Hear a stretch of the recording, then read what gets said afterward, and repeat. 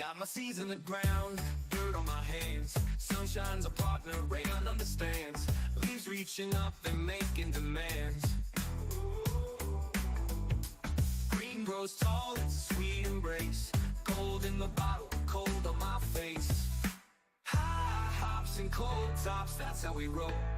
Blow it up, drink it down, it's good for the soul. Ooh, ooh. High hops and cold tops, the vibes in control. Trimming the buds, a sneaky parade. Beer foam rising, a toast to the trade.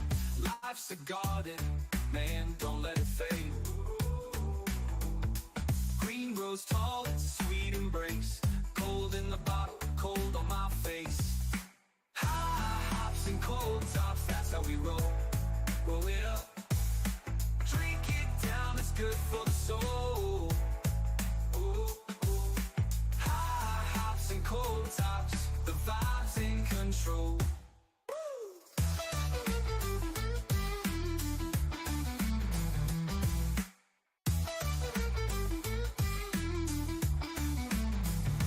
Trimming the buds, a sticky parade. Beer foam rising, a toast to the trade. Life's a garden, man, don't let it fade. Green grows tall, it's a sweet embrace. Cold in the bottle, cold on my face. High hops and cold tops, that's how we roll. Roll it up, drink it down, it's good for the soul. Ooh, ooh.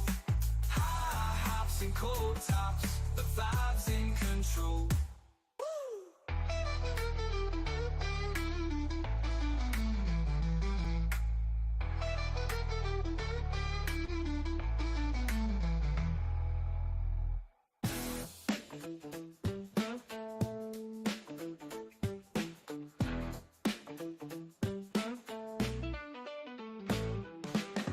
Sunrise creeping through my busted blinds. Plant rows glisten like dollar signs. Dirt on my hands, but I'm feeling clean. My garden's a kingdom, I'm the evergreen king. Flip the soil like a pancake stack. Smell the hops in the malt from my six-pack. Life's slow, but the grind. And now, Brutal Monkey grew this in his backyard off of some bag seeds. Sorry. Not Brutal Monkey.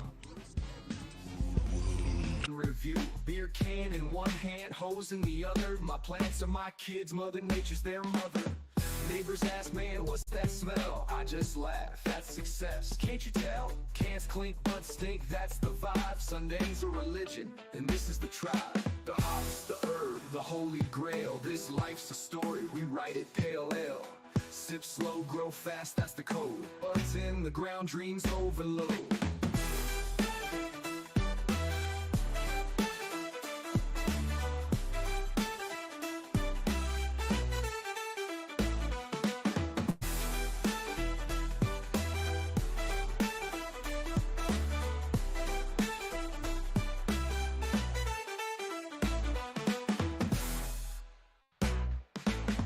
Hydroponics bubbling like my brew. Every leaf's a soldier standing in review. Beer can in one hand, hose in the other. My plants are my kids, Mother Nature's their mother. Hydroponics bubbling like my brew. Every leaf's a soldier standing in review. Beer can in one hand, hose in the other. My plants are my kids, Mother Nature's their mother. Hydroponics bubbling like my brew. World passes away. Together we shall forge a new one. Right now! Talk time.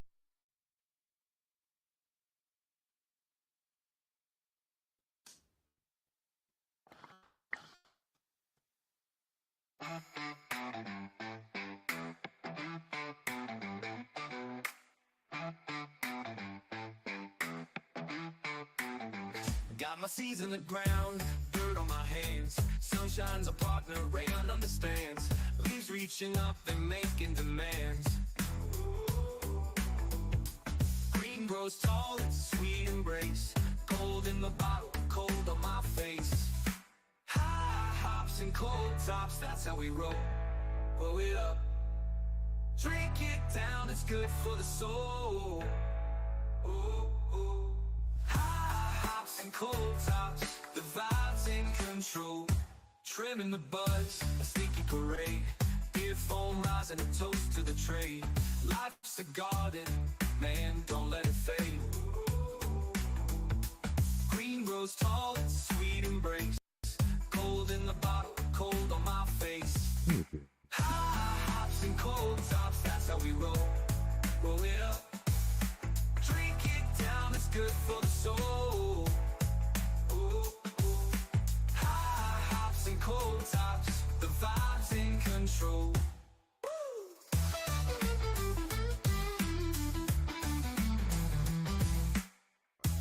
That counts at 2. Here we go. Can we make it, baby? Last sip of coffee. Baby. Transition to beer. Baby, are you taping?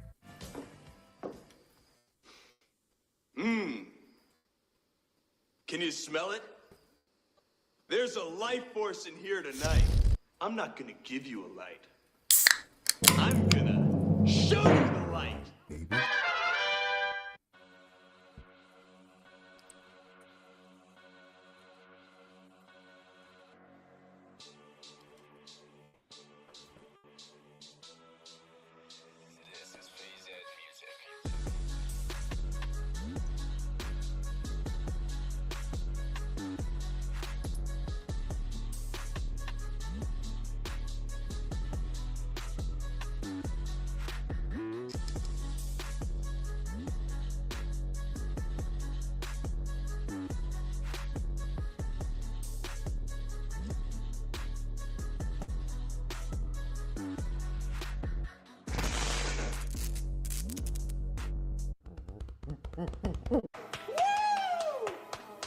So entertaining!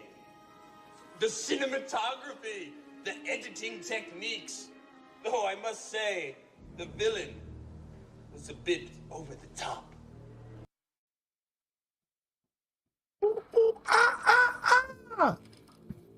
Welcome to another Monkey Biz Monday, the #1 live stream on Monday at 6 p.m. that talks about cannabis, baby. How y'all doing out there? Got off work, got out the shower, feeling good, got my J's rolled, got the show ready, everything's lined up. I just can't hear the music. That seems to be a consistent problem here on this show. But how y'all doing out there this evening? There we go. I hear something a little better. There we go. Now I can jam and concentrate. Got my drinking music going. Cheers to everyone. I hope y'all had a great day, a great weekend. If you weren't there for Sauced Up Sunday, welcome to Monkey Biz Monday. We're going to look into a little bit of getting the most out of your phenotype. We're going to look at some bare knuckle boxing. I love seeing some knockouts. We're also going to check out what else? Some weed myths to see if we can debunk them, if we ever fell for them, so on and so forth. I got the wheel picker here all ready for everybody. So if you donate, or if you, I guess, suggest, I'm still trying to work out the logistics of it, we will get to see the, here we go. The Wheel of Flower.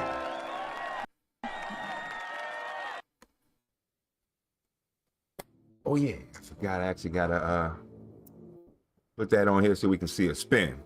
But anyway, that was just a little intro. Y'all got to see the slider for it. So as the show goes on, we'll get to pick. Basically, it was which beer I drink next.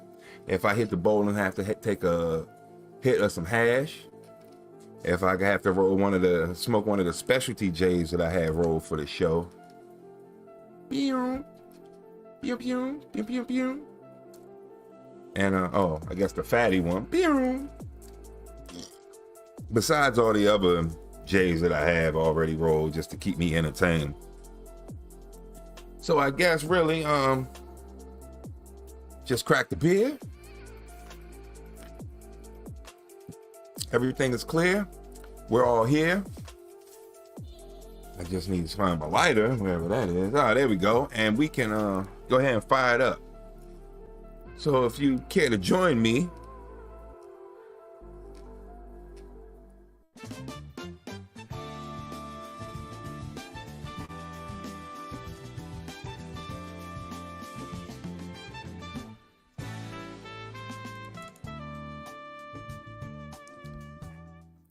we'll go ahead and fire it on up, baby.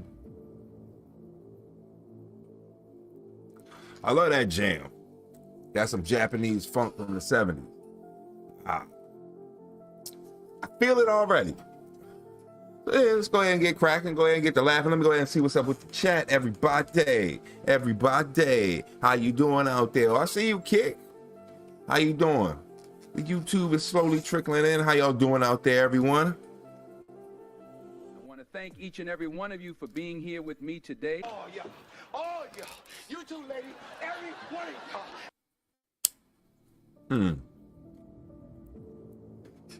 I love it so much better now that I incorporated this with the hotkeys, so now I can just switch back and forth into the scenes. Boom, boom, bam. Feel like I know what I'm doing. I feel like I'm getting OBS down pat, because that's actually the streaming software that I use, OBS Studio.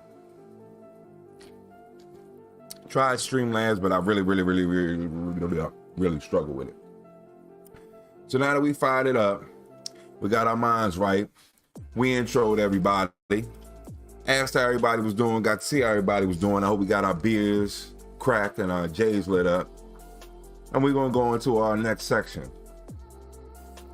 Weed myths that we believed might be true. So this is the alt button, right? Zaza myths. Grass cap, lettuce slice, call it what you want. Anyway, today we're going to go over the most common misconceptions about the magic green plant, which I'm willing to bet that you... And I actually do enjoy these little animated cartoons. Shoot, I forget the name of the creator. Now, let me check real quick. My bad. Forgive me. I do want to try and shout him out if I can. No, don't have it. Only thing I have it labeled is Weed Myths. But we've watched First Time on an Edible from this creator before. Zaza myths. Grass cap, lettuce slice, call it what you want. Anyway, today we're going to go over the most common misconceptions about the magic green plant. And let's see if I was wrong about anything. You've fallen for at least once. Yes, you, Mr. I'm sure. Bro, this pack tested at 38%, so I'm basically entering another dimension. Okay, if you Another say dimension? So. So, how is it? Well, I guess. That's better. Mouth is really dry, though. It kind of tasted like It was dirt. a little low, I'm sorry. Certified exotic. So, for the sake of education and science, we are going to go over every Zaza myth from funny to dumb to dangerous, so the Okay. populace may have a better understanding of the magic green plant and avoid the risks they were subject to before. And hold on, now that I think about it, we also did what he did, 5 stages of high. We also reacted to that video from him. It's starting to look familiar now. Whether you're a seasoned lettuce enjoyer or a rookie roller, these myths have been floating It's around coming since back. the dawn of the J. And even though people are a lot more informed these days, you'd be surprised at how many people still believe that higher THC percentage equals... Now, that's the same thing they said when craft beer was making its boom like 10 years ago. Oh, people know a lot more about beer than they used to. And that wasn't necessarily true.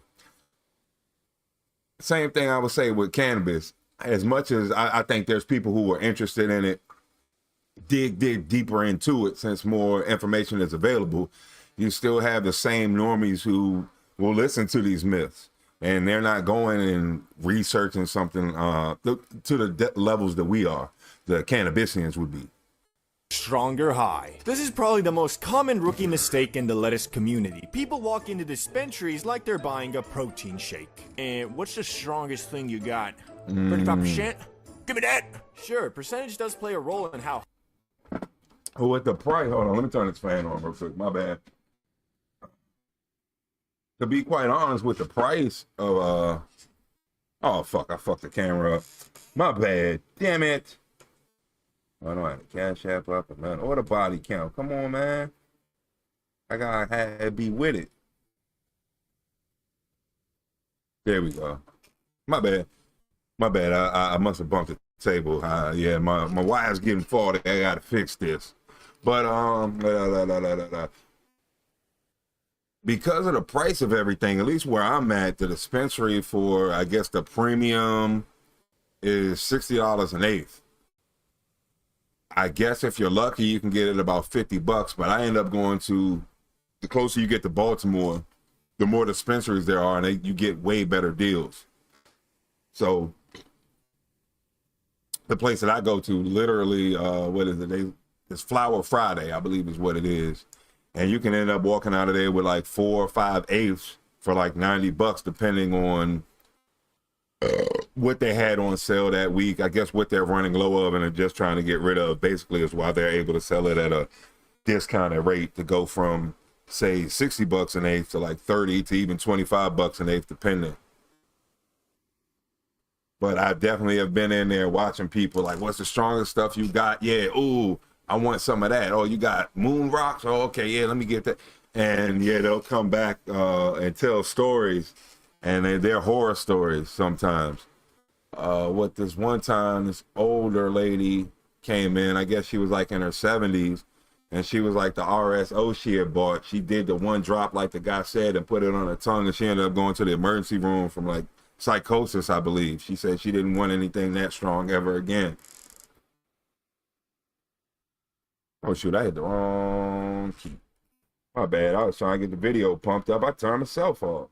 I'm a doofus. Here we go. How you get? It's kind of the main character. I kind of messed the flow But the up number for me. on the jar doesn't tell the whole story. You can place something labeled 33% and feel absolutely I'm drinking nothing but headband. dry mouth and disappointment. Meanwhile, something with 17% might have you reconsidering your life choices mid-snack. Why? drinking Because there's headband more to the on. plant than just a number. How it was grown, how fresh it is, what it smells like, all that matters. Some packs Drinking hit headband because is they're sport. balanced, not because they're built like a calculator. Also, quick reality check, those percentages is not always real. Growers know people chase high numbers, so they send the frostiest, most photogenic nut.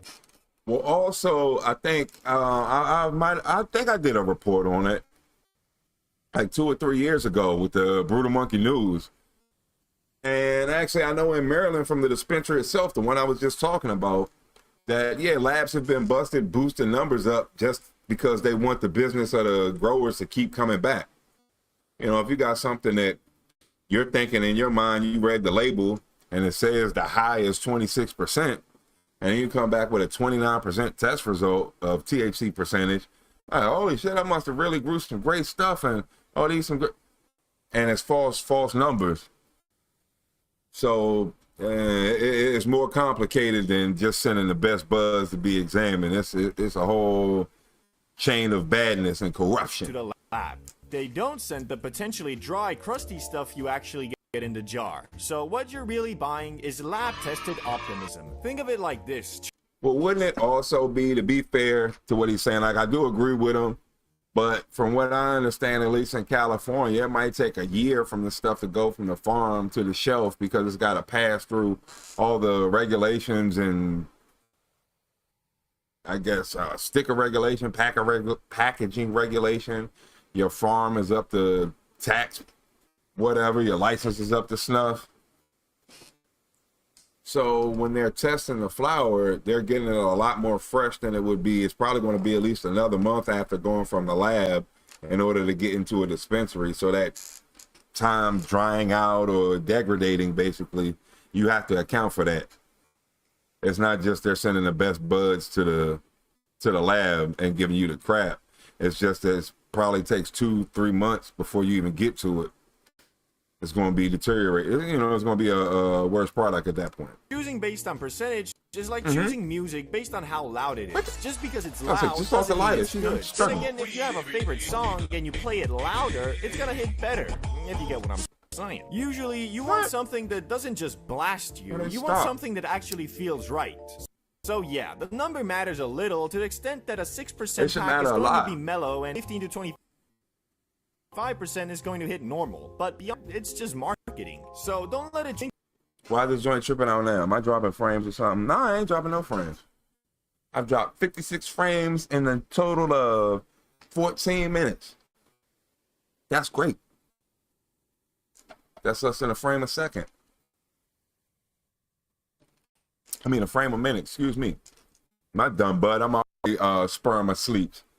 Slurring my speech. Yeah, I had to remember what the real thing was. You're buying magic. Come Otherwise, on. you'll keep paying $60 for mid in a which Okay, next one he's is talking the something same thing. $60 for an eighth. Yeah, the prices are ridiculous. I knew I basically had to get my growing thing going when I looked at the dispensary price for an ounce, and it was, I want to say it was either $320 or $280. I was like, hell no, on the street I paid $130. So okay, yeah, I gotta figure something out here. I'm basically paying for the price of 1 ounce, what I would get for 2. And this is almost like the hydro days of the early 2000s, the late 90s, where the only thing was droves, so you spending top dollar for a quarter of what you usually get. So that's the big problem to me. I had to get my green thumb going. I think I got some video we can look at the garden. We can check that out later too after this. Up until just a few months ago. Indica equals chill, equals energy. Put you in the couch, bro. Get you creative and energized. Get you energized, yeah, not bro. exactly, at least anymore. That whole equals Zoom thing is as a astrology. Is this one tripping? It sounds deep.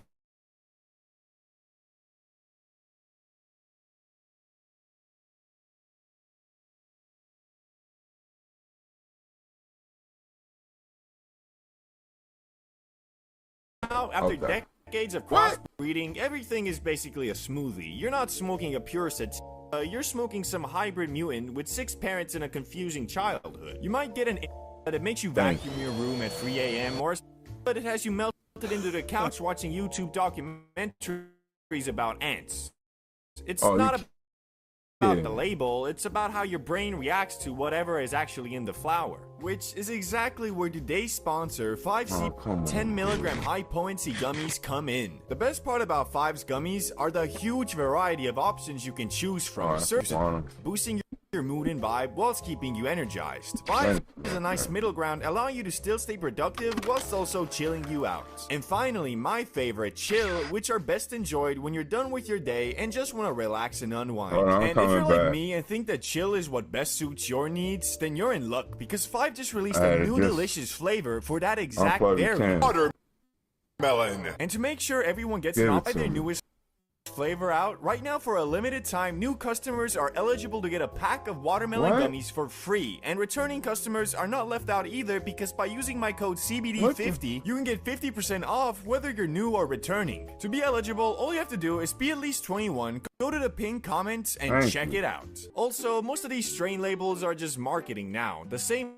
you buy in LA might be a completely different plant blaster from your guy in Detroit, but they both swear it's sativa because the bag is yellow and has lightning bolts on it. To be fair though, you do have a higher probability of getting a chiller vibe with indica and more of an active vibe with sativa. It's not always the case, and a lot of times an indica strain can make you just as productive as with sativa. A lot of it is also just in your head. Like, if you're a daily smoker and smoke sativa during the day and indica at night, you're going to feel like you're more productive with sativa because every time you use it, you actually plan on doing stuff, compared to indica where you plan on, well, just hanging around. But this next one might be the most conception out of them all, and that is, you can't overdose on grass. Ah yes, the ultimate stoner defense mechanism. You can't overdose on za, bro. It's impossible. It's natural. Chill out. Technically, yeah, you're not gonna flatline from lettuce. There's no grass version of the he took too many and never woke up story. But let's not pretend you can't go way past the point of good vibes into I'm dying, call my mom territory. You can green out, you can white out, you can throw up, panic, forget your name, think you're in a dream, and try to call 911 on yourself using a TV. What is green out? But sure, not an... What is green out? Like getting sick? Like the thing I talk about where your head gets stuck to your knees? Your knees and your head become magnetized and you can't get up for like a half hour, 45 minutes. Is that greening out? Because I've been there. Yeah, I was there, and that happened to me like twice in high school. In school, I mean. overdose, just a deeply humbling spiritual reset. It usually Okay. goes like this. You take an edible and it's not hitting, so you take more. Then about 45 minutes later, your soul leaves your body and watches. I've never taken that many edibles. I haven't gone past taking like one gummy. And like edibles make me extremely sleepy, so I definitely feel the body relaxation, and that's probably what makes me so sleepy. I'm just so my muscles are so relaxed. You pet your wall It's a for total emotional pain support. alleviation. Congratulations, you're not dead, but you are definitely not okay. So no, you won't overdose in the technical sense, but if your definition of overdose includes uncontrollable sweating, time dilation, Okay, thinking you're yeah, stuck okay, in a that's loop me. and That's trying to happened to breathe me. manually, then yes, Quite a you bit. very much can overdose on za, especially with long-term heavy use, which can cause psychosis. So just because it's a plant and there's that famous fact of like, oh, you need to smoke twitchy 200 twitch. pounds of za to overdose, doesn't mean you shouldn't be mindful of your consumption, which kind of takes us All to right. grass makes you lazy. My teacher once told me, boy, you smoke too Oh, it much of does, that doesn't lettuce, it? you'll never do anything with your life. Meanwhile, there are programmers. Well, I mean, in the sense that I think that it's strain specific, of course. It's got to be strain specific. But if you're smoking some good indica in the daytime, there's no way you're going to be productive off of that. Even though, yeah, sometimes you do take a trade-off in THC percentage, but going with a more sativa leaning hybrid or going straight sativa is way better to function during the day. It would almost be like eating a T-bone or a steak and cheese for lunch.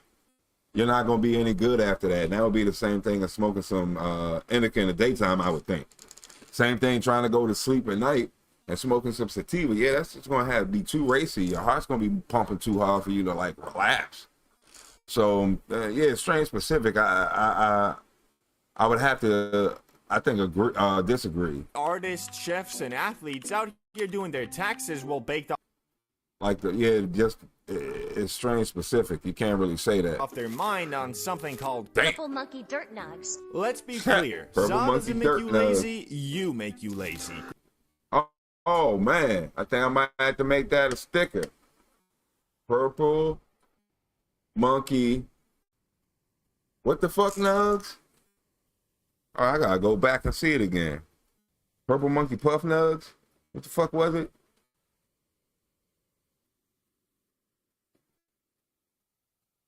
Dirt nugs. Okay.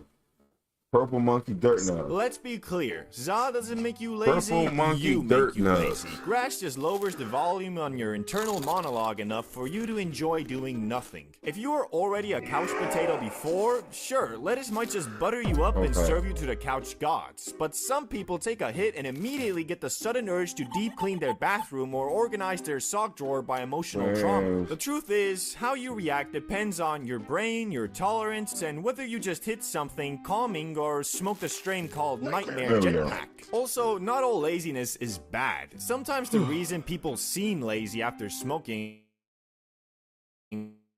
is because their brain finally isn't on fire and they're just chilling for the first time in days.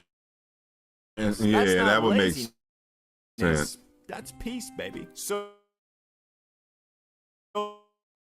Oh no, Za doesn't But make you no. lazy. Being a human in late-stage capitalism does. Grass might just make I remember specifically my friend, and I guess his brother would have to be my friend too, because they were both together all the time. But we would, as teenagers, later teenagers, we would all go out to meet at my friend's house, both in their house, and get ready to go out to the basketball court. So the younger one would come in, not my best friend, but friend nonetheless. He'd come and be like, oh, y'all going to the court? Oh, y'all about to smoke? I'm about to leave for the court. Nah, just wait for it. I heard that before, and then y'all going, after y'all smoke that blunt, you're going to roll another blunt, and I'd rather be shooting hoops. So he was kind of right about that. We did linger quite a bit. Sometimes it would be an hour, hour and a half before we'd end up going to the basketball court. Of course, it was more of us, all of us together. So there's that distraction of talking and so on and so forth. But still, we were more motivated to smoke than we were to go out anywhere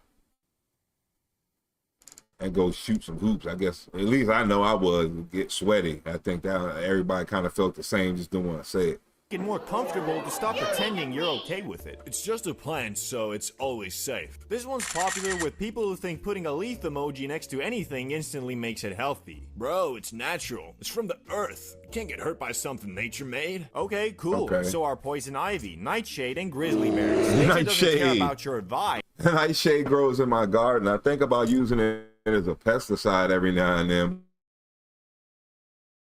But I was like, well, I don't really know what it'll do to the rest of the ground. Is it like salting the earth? But yeah, I actually get nightshade. I think I've killed most of it, but I found a little bit of a patch around what's that? The original Haze 3, the little tiny one that's in the garden. Well, it's not tiny anymore, but the smallest one out of the original, the 3 original hazes that I have. Nature is not your plug. Yes, lettuce is a plant, so is hemlock, so is ayahuasca. That doesn't mean you should roll it up and smoke it every morning like it's a spiritual multivitamin. Natural doesn't mean harmless. It just means it didn't come from a lab this time. Now, for most people, grass is relatively safe, but let's not pretend it's some invincible superfood. You can still develop tolerance, mess up your... Yeah, you can develop tolerance. You can also, what am I trying to say? Build up a dependency on it. Sleep, get dependent on it to function, have a panic attack mid-cartoon, or blast off into a full psychotic break if you overdo it for too long. And let's be honest, most people aren't smoking pure organic, forest-grown artisanal flower. How did the network get worse? From some guy called Seke with a shoebox business model. Even flower itself isn't always clean. It can have mold, pesticides, or be so dry it turns to dust if you breathe on it wrong. So yeah, it's a plant, but that doesn't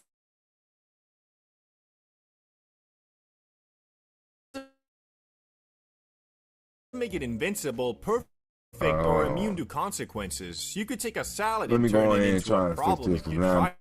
Dropping like bottom line, a third of the lettuce can be frames chill, almost. but like anything else, too Let me much do of some it too adjustments. often with finagling. no I'll try and make it self-awareness better. I'll equals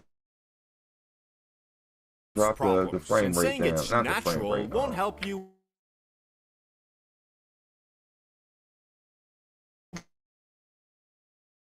when you're halfway through a green out wondering if your dog is judging you. Okay, boom. Hold on, sorry. I'm still in what you call it mode. Oh, that didn't help. I'm still in settings mode. My bad. Let me check that. Let me change that.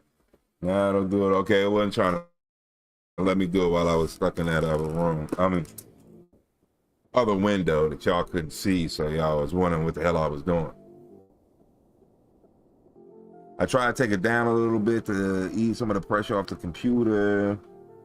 It jumped up. How am I dropping 40% of this? The Ethernet cable's in. Like it got worse.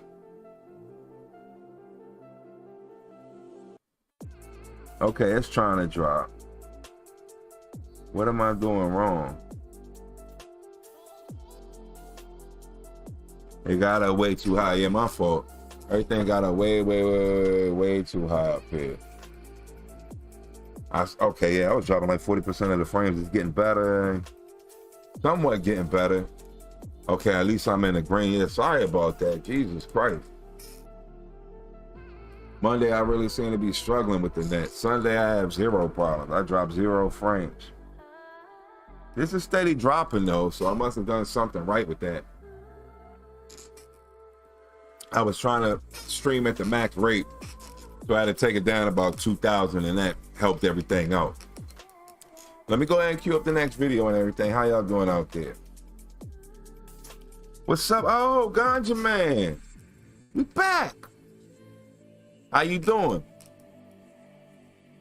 So I just had to do some minor adjustments. We were just checking out some weed myths. Now we can kind of get into the nitty gritty and the heart of what we was going to get into, which is the genetics portion of everything. I'm just about to set up the next video. Get out of this one, going to that one. You have a good day today, I hope. I definitely did. I enjoyed myself quite a bit. And I'm figuring we're in week 5.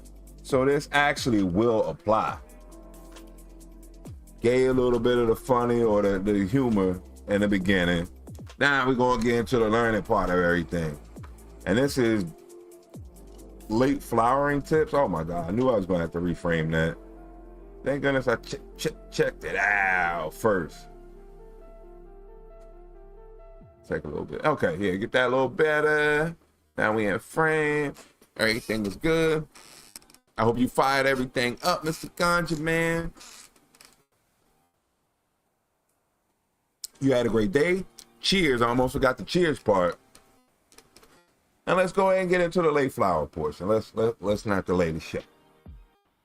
Where we at? Boom, right? Whoa. That's the beatbox? Are you beatboxing? Is that beatboxing? Yeah, I do. Last week, yes, I do. You, if I'm not mistaken, you came over from Twitch, came over from Kick to come to Twitch. If I'm not mistaken. Yeah. Okay, yeah, you got them in both. Thank you. Yes, I do. Okay, I'm not mistaken. Thank you. Oh, please do. I was having internet problems. Please tell me. Give it to me raw. I think I can take it. I hope it won't. Bruh. I'm not that drunk. Yeah, go ahead. Please do. Go ahead, crank that back up. Oh, so this is the Illinois Growers Club. Hey, what's happening, Jay Grantree? Hey, I wanted to do a video and kind of show you what's going on in the let me pump up the volume real quick. My bad. IGC members hanging out in the new group. So for real, we are really working on some dates to do this. Illinois Growers Club. It was. We're going to feature your strains on this podcast, which is really cool. And we're going to kind of have a whole scorecard to judge these flowers and stuff like that. Oh, they're going to do their own tournament. That's cool. I should do some dumb shit like that. Why ain't I think of that? Okay. Maybe you want to just close the Kick stream because first it's super lag. Oh, Kick is bad. Twitch is good. Okay. Sounds good to me. Let me see if I can shut it down real quick. Up into Thank you. the Cannabis Cup Thank winner, you. and I'm thinking that's going down on Halloween. Oh, so that's kind of, I think, the target date right now. Yeah. I see what you're saying. Putting together a package, another real sweet. Sorry. Maybe a good light. Oh, okay. Yeah, better. Other stuff, man. You do not want to miss this. But right now, I wanted to show you guys. I was dropping like a third of the frames a second ago. It's about done. It was dropping like a third of the frames a second ago. It's steadily dropping, but yeah, I don't know what the heck is going on. Got me Ethernet and everything. I had web pages up. I turned them off and everything. I tried to give you the most pleasant stream. Everything has been downloaded. We're not watching it from anywhere. It's not live. It's downloaded, so it should be no problem viewing this.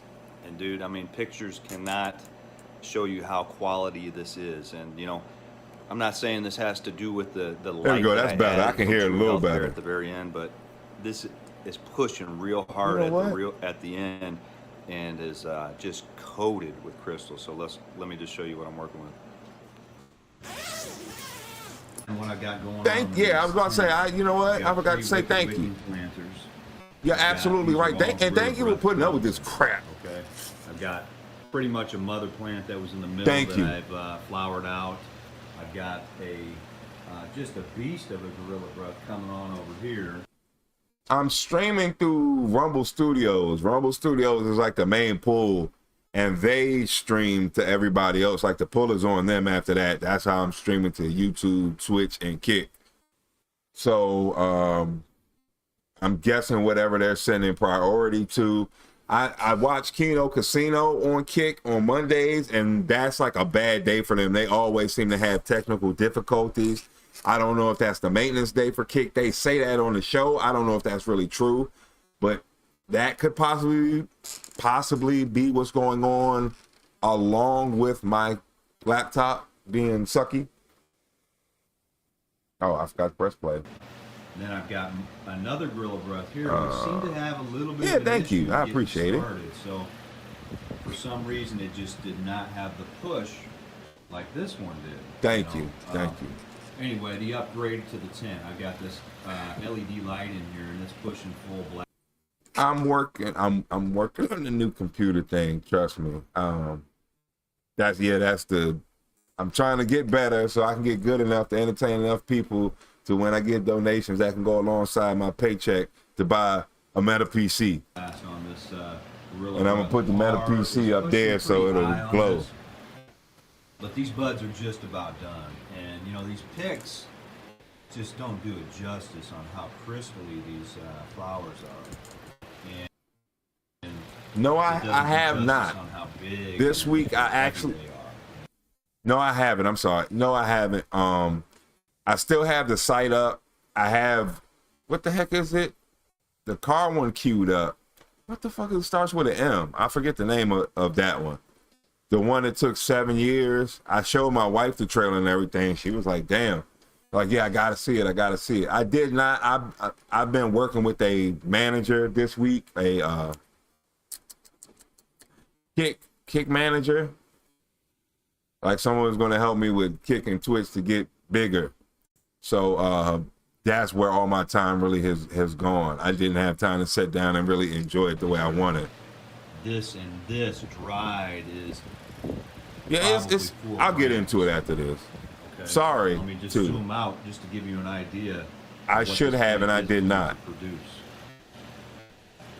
Let me just keep going. Yeah, it keeps going too. All right. So Those look really, one really, thing really it's gonna good look at though. now is all of these buds are purpling. They've got crystals. He's touching them a little bit too much for me. But I do like the way you can really see the density of it. It seems to be really expressing itself phenotypically.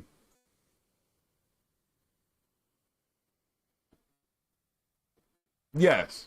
And you're saying basically Twitch is running better. Okay.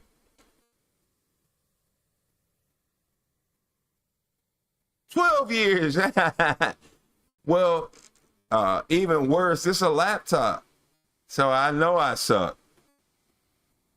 Oh, okay, cool. If it's retro, which I originally try to play, like Nintendo games, NES, Super Nintendo, Lore. it seems to be okay. And I'm not just talking about the tops here, right? I Every understand. I'm flower doing quite a bit. change colors, deep purple. It's showing me. It's I'm just trying. already. I'm trying. I'm well aware that I suck. Covered in crystals. Let me try to zoom in just a bit. Maybe it'll help see what I'm talking about a little bit better. But these are premium buds. There's this is Sensimelia. No seeds going on in this. Okay, no whatsoever. seeds. I'm very thankful for that. Big pretty bud right now. So that's I guess, oh man, yeah, that's a real good picture right there. That's a real good still. I'm guessing that's a trellis net that he made. Not a trellis net. What am I trying to say? A scrog net that he made. Because I looked and saw some PVC right there. That's cool. I got a good price on this. Sorry. I got a good price on this laptop. Actually, it was like refurbished from a place that my wife had been getting computers from for probably like 10 years. So I figured I'd go ahead and keep supporting it. But yeah, I know I'm maxing this out, and that was probably what, 4 years ago too. So I get exactly what you mean.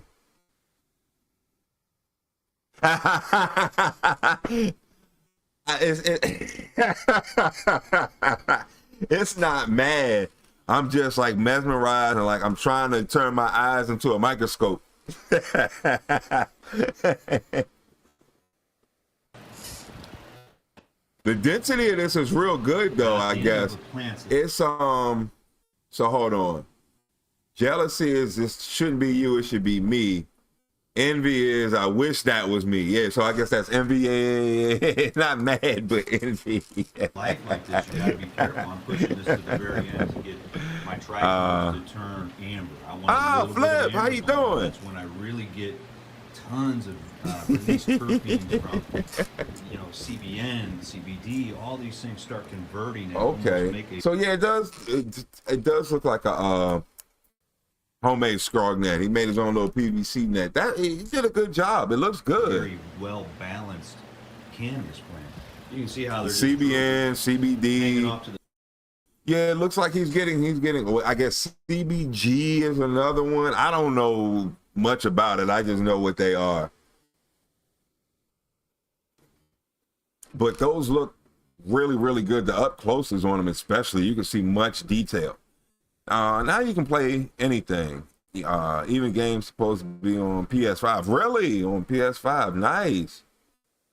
And looking better. Oh, okay. You had to change the hard drive. Oh, okay. Okay. Yeah.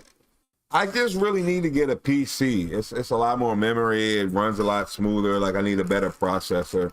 I'm working on it though. I'm definitely working on it. It seems like a lot is coming up. That's kind of life. But yeah, I'm definitely working on it. That's my end goal. I'm really enjoying this. But I bet a 500 computer would go a long way compared to what you have. I'm not going to doubt that. Just because it's a laptop, I'm going to assume a PC would be better. Most of these arms more room for components. But these here, they. So yeah, I don't think you're wrong. Okay, so okay, I get you. Screw the Meta PC, just go for the 500. I can't wait that long. I can't wait. Take that much suckery. You got to step on it, Sam. I'll walk the rest of the way. Let me out. They did scan your note. Now they're just flopping down. Okay. I tell people it's like I'll look into it. That hurt my head. Outside, when the flowers get big, it just kind of flops over with weight. Did Same thing with cannabis. And I like that. I do that. On the side, just beautiful. Where'd I get that picture from? Yeah, like that's what I'm.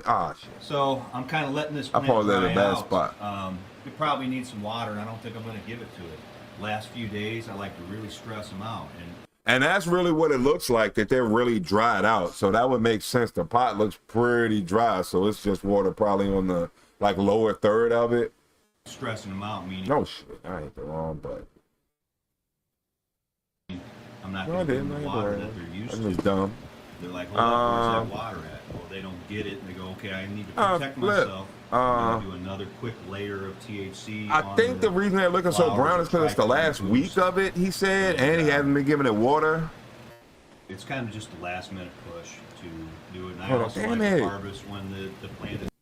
I didn't pause it on the up close. Come on, one more time, baby, please. A little closer. These buds are hard. They have hardened up quite a.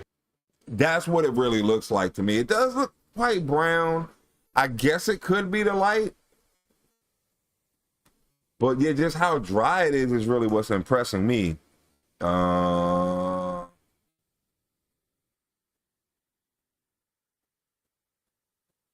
I'm sorry, Ganja Man.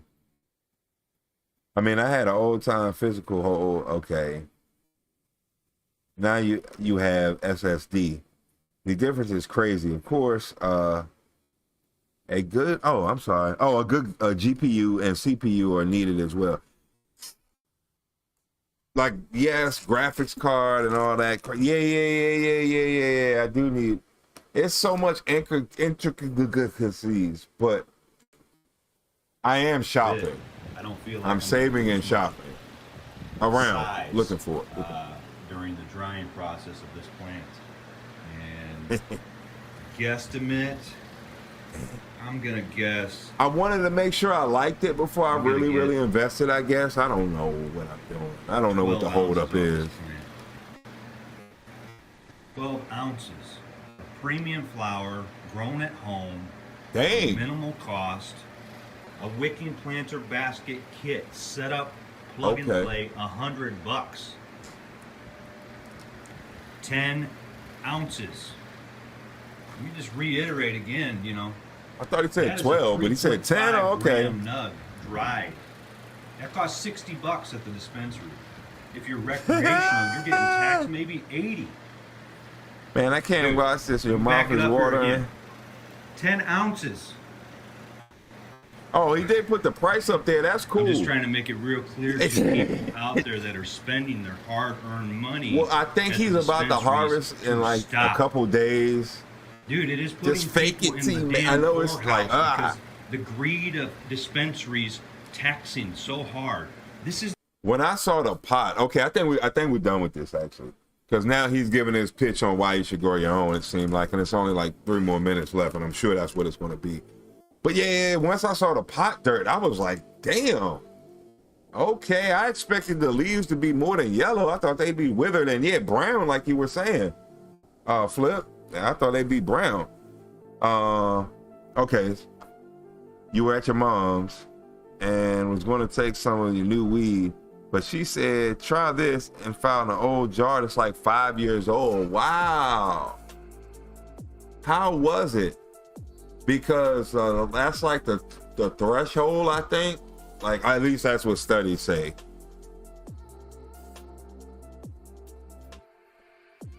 You passed out! She said the same thing. Wow. Wow, it must have been really good. For 5 years. Yeah, exactly. I did a little study on that. I said I did a study. I ain't do no study. I reported on a study on a video. They were saying basically by 5 years, it's pretty much lost 50% of its THC through converting into CBN, I want to say, or CBG. So it's a different effect. So I'm wondering if that's like the pass out effect. But it still has potency after 5 years. I think I think 8 years would be the max, and then it would no longer be any good. But both of y'all passed out. That happened to me and I think I told y'all this story. All right, here we go. My advice to you is about a fully made computer. Yeah, I want to, Ganja Man. And if you're not sure with Windows installed, look at the reviews. Ask someone you know before the purchase. Okay. So don't just go and get a Meta PC, which was my plan. But okay, so let me see. How old was I? 16. 28 gram is crazy. That is a really good price. That's like the cheapest of cheap. That's like buying pounds and breaking it down to get to that. So that is a really good price, and I'm sure he could probably go cheaper than that. But I think the cost that besides the pots and everything, the real cost is going to go into the lights, the electricity bill. But so hold on, let me see. You get 2.5 for that? Oh wow. Even better, more efficiency. That's great. That's perfect. It can be done. Oh, so 16. Me and my friend. I just watched. I stood guard while my friend got a car radio. We got some weed for it, and basically with my portion, I smoked some and passed out at the basketball court in the middle of the summer. I think I talked about that. So then the next day, me and my friend smoked it. I was like, he was like, yeah, I heard you had some weed and you passed out and all that. Let's smoke it. So the same thing basically happened to him. I guess he greened out or whatever the video was saying. And I basically had to carry him on my back like he was Yoda and I was Luke Skywalker. Yeah, I never tried to curate more than like a year. Yeah, years into what I end up being, but that's only because I get into like the last of what I've grown. Yeah, it would take too long to smoke. Yeah, basically it takes me that long to go through basically what I grow. Like the next year is when I basically run out. Like I'm down to, I think like 4 or 5 of the little Ziploc bags. They hold vacuum seal bags, and I think they hold about 2 ounces. Cause this Colombian and original haze is really, really fluffy weed. So the bag is booming, but it doesn't weigh anything. It's so freaking light. But yeah, that's my story of that. What the hell, the pass out story, the smoking weed and passing out. To me, like 6 months to a year is about like 6 to 9 months, really. That's where you went like good. And I actually can't say that. So it hasn't been a year. A year would be November. Hold on, November. Yeah, a year would be November for this stuff. So it hasn't exactly been a year. I guess it's with the 9-month mark, somewhere around there. But when I opened the last bag of Colombian, I opened, well, I guess this stuff, I'm like, whoa, like I really smell the orange now. It's come through. So I can really believe 5 years curing, especially depending on how it was stored. If she forgot about it, I'm sure it was somewhere in like the proper curing conditions. In a mason jar, oh, that was probably great. It's probably perfect preservation. Probably the deterioration thing might be having it like in a sandwich bag versus a like vacuum seal situation. Sheesh. She forgot about it. She had so much, she just forgot about it. And I can kind of understand that. No, I was talking about the price for the dispenser. Yeah. 1 gram should be, but I think for us it is like $20 a gram, and that's basically what he was paying. So maybe it's even more, especially for his location. Like I said, where I'm at, like the dispensary closest to my house, if I was forced to go, they don't really have deals there. They only have like premium flower, like $60 an eighth. Okay. Oh. It was because it was like 2 kilograms. Oh, okay. Otherwise, I'm with you. Yeah,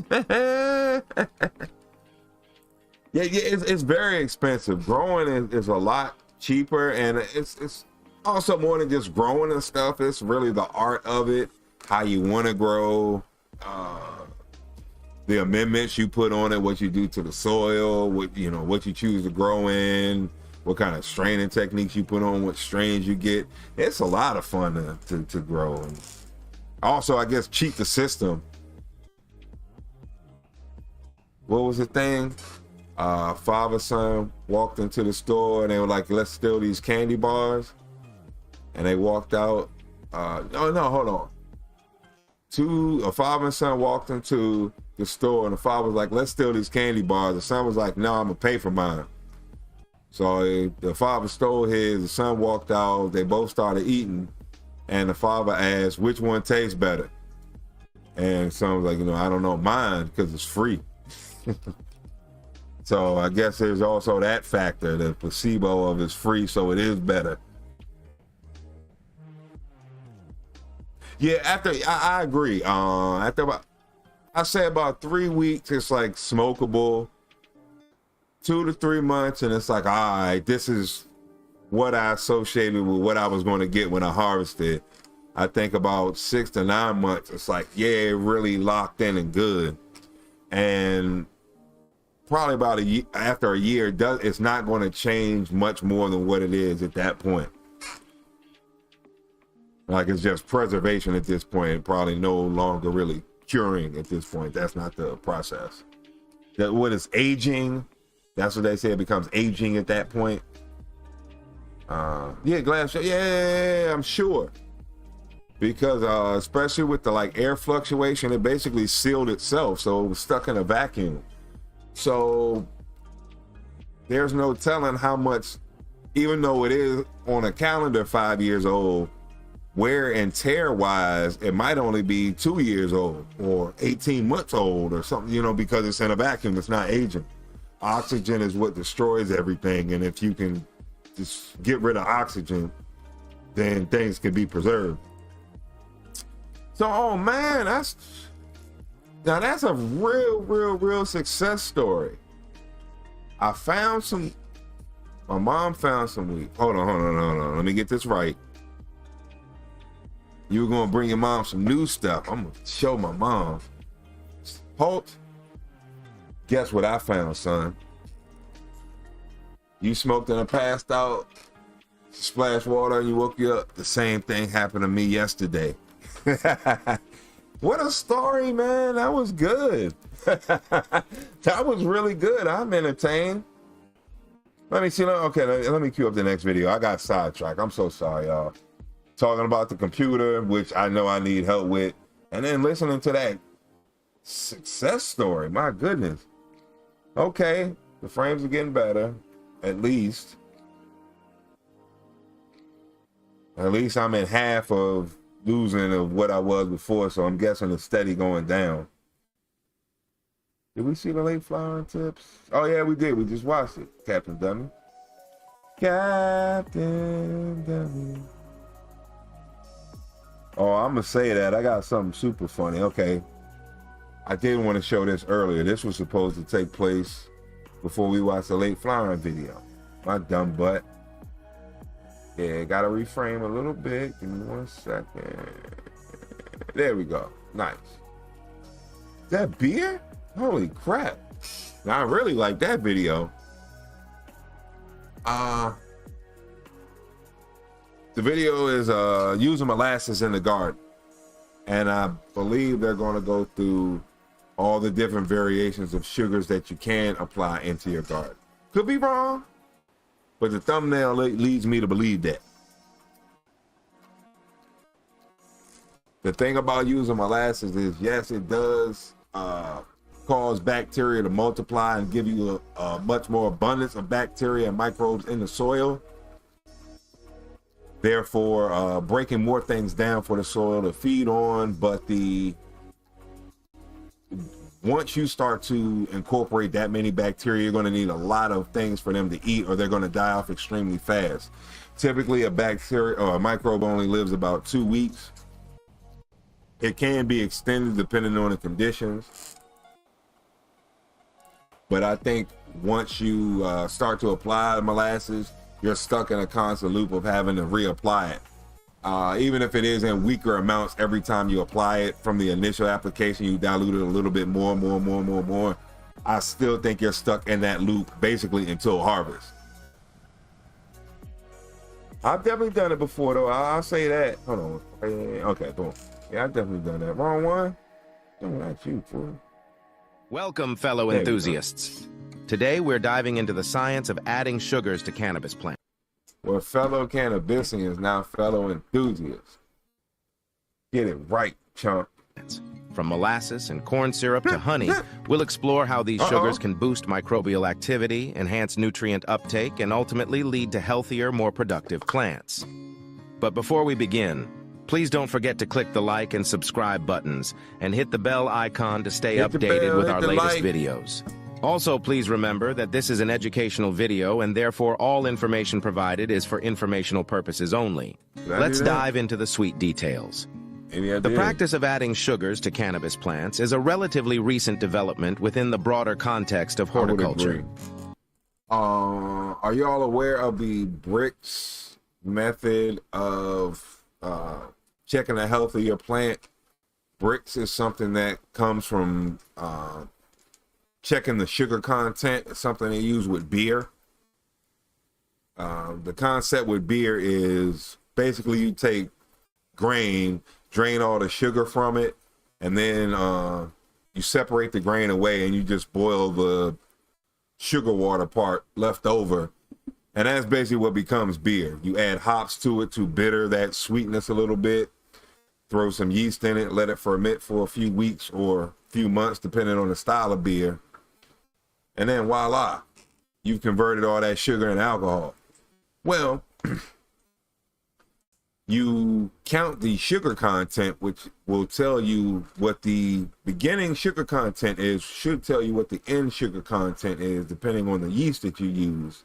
So you take a droplet, stick it on a basically magnifier, and it'll give you a sugar count. That will tell you what your alcohol percentage will be when everything's all said and done. You can actually do the same thing with one of your cannabis leaves, like pretty much break it, squeeze the juice out of it, put it on the same bricks meter, and check the sugar content. Apparently, what is it, at 18 bricks, which would be like a 5.2% beer. Basically, that makes the plant invisible to most pests and insects. But I'm guessing also if you add sugar into it, that would help to boost the sugar content of the plant. So that's another benefit besides adding more bacteria and causing them to multiply from the sugar in the ground. The plant will indirectly be affected by it and add more sugars into itself, giving you a sweeter final product. I know I've heard people say using fish emulsions, you can taste the fish in the final product. And from growers from the 60s, 70s, and even early 80s would talk about using bat guano would add a certain sweetness to the flower. So, bam. Here we go. Oh, hold on. In recent years, scientific research has begun to validate the benefits of adding sugars to improve cannabis plant growth. Studies have shown that sugars can enhance microbial activity, improve nutrient availability, and even influence plant metabolism. For instance, studies have demonstrated that adding sugars can increase the population of beneficial bacteria and fungi in the soil. These microbes play a crucial role in breaking down organic matter. Okay, so this is the point that I was talking about. The microbes that help break down the nutrients in the soil, especially if you're going or natural or using powdered amendments, which is what I tend to do. You're going to need them to basically break everything down for it to be digestible for the plant to uptake. It's almost impossible for the plant to do it without the microbes. That's why you worry about the microbes and the rhizosphere, or the roots of the plant. This is kind of more so even talking about further out, expanding to when the roots go out to their max, I guess, length capacity, that there's still an abundance of broken down nutrients. The real main reason that plants even grow a strong rhizosphere is, of course, the hunt for nutrients, but mainly the hunt for water. So that is one why drawbacks not being so severe is crucial to not only keep the plants alive, the microbes alive, excuse me, but also still make it a purpose for the roots to expand and branch out to search for actual water. Releasing nutrients and protecting plants from pathogens. By providing a food source for these microbes, sugars help create a healthier and... That's how that dude's pot looked in the last video we saw. It was at the Illinois Growers Club. That's how his pot looked. That's probably what you could do with it if you turn it upside down. More dynamic soil ecosystem. Like now that we have a little background about... That must have been the pictures I was looking at, and I was like, is that beer? That was it. Yeah, YouTube's messing everybody over. And so I thought about like, hey, I'm mad, but then I was like, hold on. The original person who I saw fighting this was the Strange Show. He threw in Drew is Sharon. So I was like, hold on, if we can get everybody together, welcome to the Grow Tent, I saw commented on it, we might have something here. Just use earthworms or some things, night crawlers. Big Jim's worms, that basically balances the pH in the soil, that adds extra calcium, anything that passes through the earthworm's gut biome, and they're actually coated with calcium on their little, I guess, bodies. The little tunnels they make get lined with calcium. They're slime coating, that's what I'm trying to say. So earthworms are quite beneficial. I will always go back to the thing I heard from Clankamascoot during, I guess, emperor times in China. The tea that the emperor would drink, at the base of the plant, they would just use a handful of earthworm casting, and that's all the fertilizing they would use all year. And I've done countless videos, and a tablespoon of earthworm casting has over 500 fungi and 800 microbes. Oh, twitchy twitch.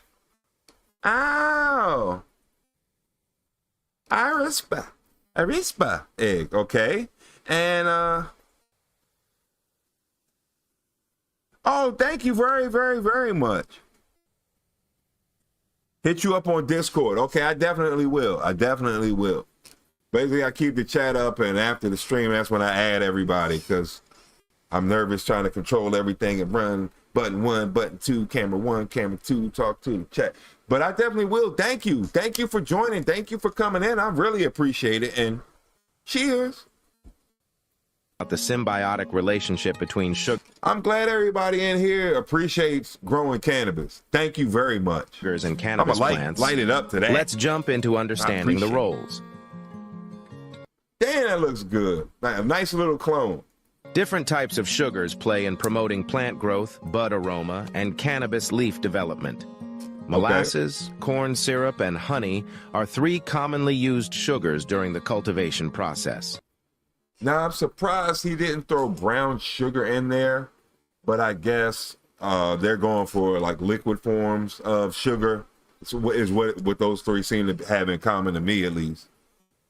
I've never used the corn syrup. I haven't used the honey either. That's something I never even really thought about, which is, maybe even for hydroponics. But molasses I definitely have used. I wouldn't say consistently, though. That's probably the problem. I'm jealous of the people who have who incorporate compost tea as their form of fertilizing things, because I know molasses is a big part of the compost teas. And I know that their product is going to have extra resin production on it, and it's going to taste a lot sweeter just because of having molasses as their choice of fertilizer. There's going to be a residual sugar over time. Each of these has unique properties and benefits that can contribute to the overall health and productivity of cannabis plants. Let's take a closer look at each one. Molasses is a byproduct of the sugar refining process. It is rich in carbohydrates and contains essential minerals for the plant, such as calcium, magnesium, and potassium. Right? Sulfur, I would guess, because they tell you not to use unsulfured molasses, like use organic molasses. So I'm guessing sulfur is a big part of it too. When added to the soil or nutrient solution, molasses acts as a food source for beneficial microorganisms.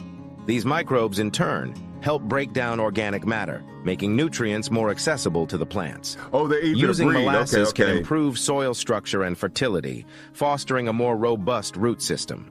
The increased microbial activity enhances nutrient.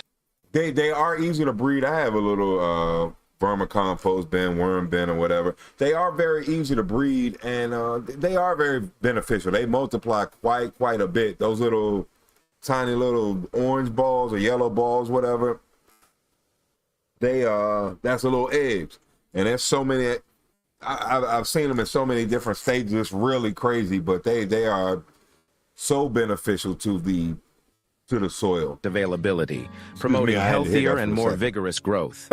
Additionally, molasses contributes to the plant's energy reserve, potentially leading to larger and more resinous buds. When introducing molasses, hold on, that's a good theory there. That is a good theory. Too much sugar would not be good for the plant. You think it would cause rot. Now, I do agree with that. I do agree that it probably would after a point. It wouldn't be healthy the same way it would be not healthy for us to have like nothing but sugar. What was that? From Future Cannabis Project. It's the Brian and Marco. That's what it is. I haven't watched them in so long. I hope they're okay. I ain't seen them in, dang, I probably watched that in 9 months or so. But Mark, yeah, I believe it's Marco. He basically talks about that. He's not too big on the like FPJs or the sugar-based fertilizer. He's more into the vinegars. So vinegar being turning things, what you call it? Not acidic and alkaline. Going more alkaline. It helps to thicken up the body of the plant and helps the metabolism of it. Helps to thicken the inner walls. Helps the way it digests the food. It helps to transfer energy a lot faster using the vinegars. So I think it would be like a balance between the two. 1 week, say, sugar, 1 week vinegar, and then probably a week of just water and let it rest, then start it back over. So I guess a 3-week kind of cycle.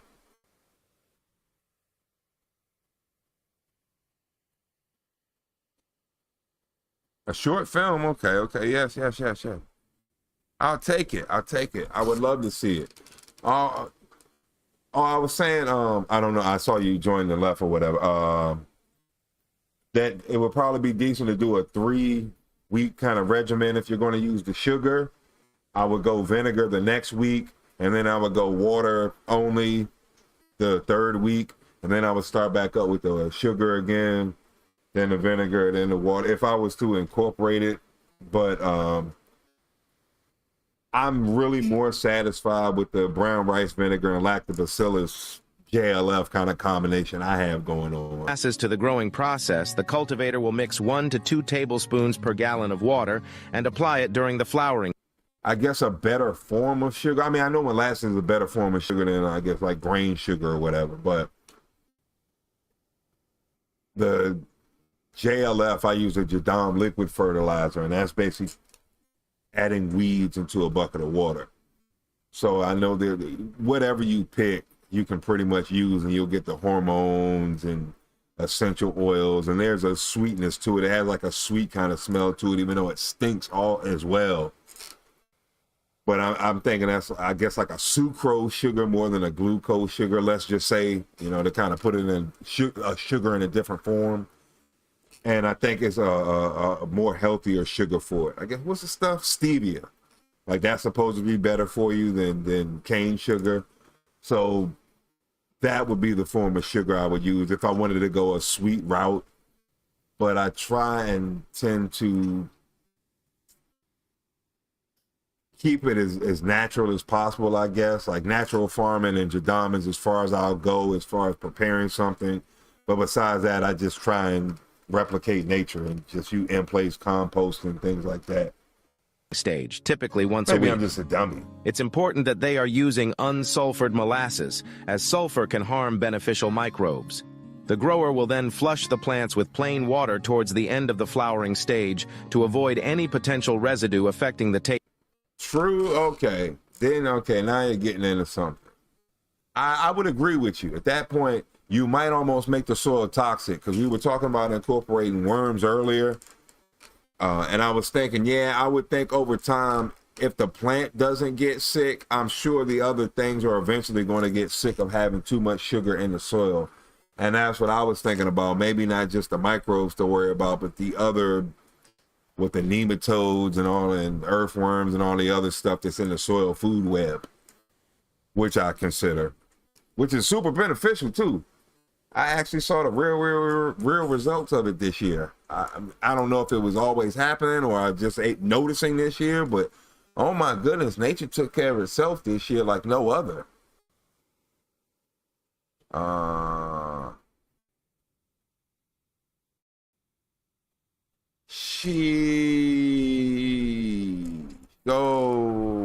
Go, Steve. Yeah, thank you. I hate that. What, like 2 more weeks, 3 more weeks? Oh no, yeah, 3 more weeks till the end of this month, and it might even be like 1 week extra in October. I get you. Well, I'm gonna be harvesting the same way. Like late in the season is what I mean by that. I'm sorry to not specify. Search Papuria. Okay. Oh, I'm definitely interested. Yes. I'm interested. I thank you, Ganja man. Yeah, you're right. You would have to know either way. I think incorporating, you would have to stick with it. And you're right, you would probably have to constantly soil test if that's the way you want to go. And I think it would be a better way to like feed the plants or get microbes into the soil or whatever have you. Yeah, thank you, Steve. Cheers. Thanks for popping in. That's cool. That's cool, man. Thank you. We'll see. Let's hear, because let's hope that he gives some some cons, some disadvantages. Taste of the final product. As we've seen, molasses can significantly enhance soil structure, microbial activity, and overall plant health, leading to more robust growth and resinous. I didn't know it could help with the soil structure. That's basically what I used the lactobacillus brown rice vinegar for, and I guess also Jadam microbial solution. It fluctuates the soil, which I guess makes it softer is what it means. But I started out with a clay soil,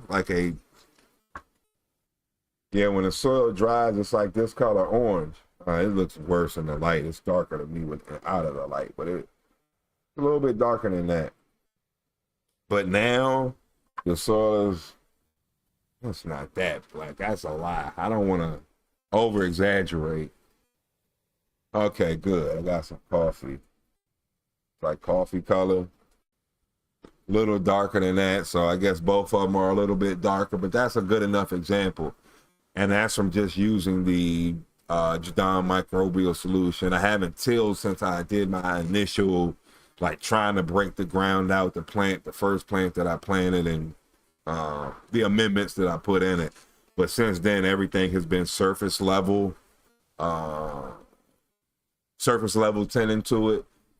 And every year, because I do have a small nightcrawler earthworm bin, whenever I actually get the castings out of it and try and separate it, there will be worms left over. I'll just let them stay in the garden.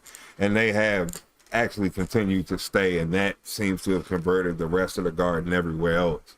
So there's a real benefit to the worms. There's a real benefit to, I guess, going more natural.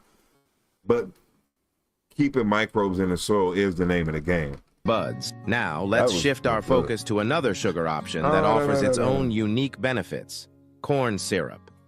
Derived from cornstarch, corn syrup contains glucose, which provides an immediate energy source for plants and soil microbes. Okay, so yeah, it's just like eating a Snickers real quick. Okay, hold on, let me see if I can get this. Earthworms can't cause real problems. Maybe in a pot, but I don't think they live too long in a pot. They have to kind of be, a nightcrawler can, but an earthworm can't really survive in a pot too tough. From what I understand, I don't know this to be true, but I'll take the pots from outside. Well, I think that's not true, because I'll take the pots from outside when I grow in the buckets. I'll take the buckets from outside that I grow the smaller plants in and bring them inside and start growing in the tent.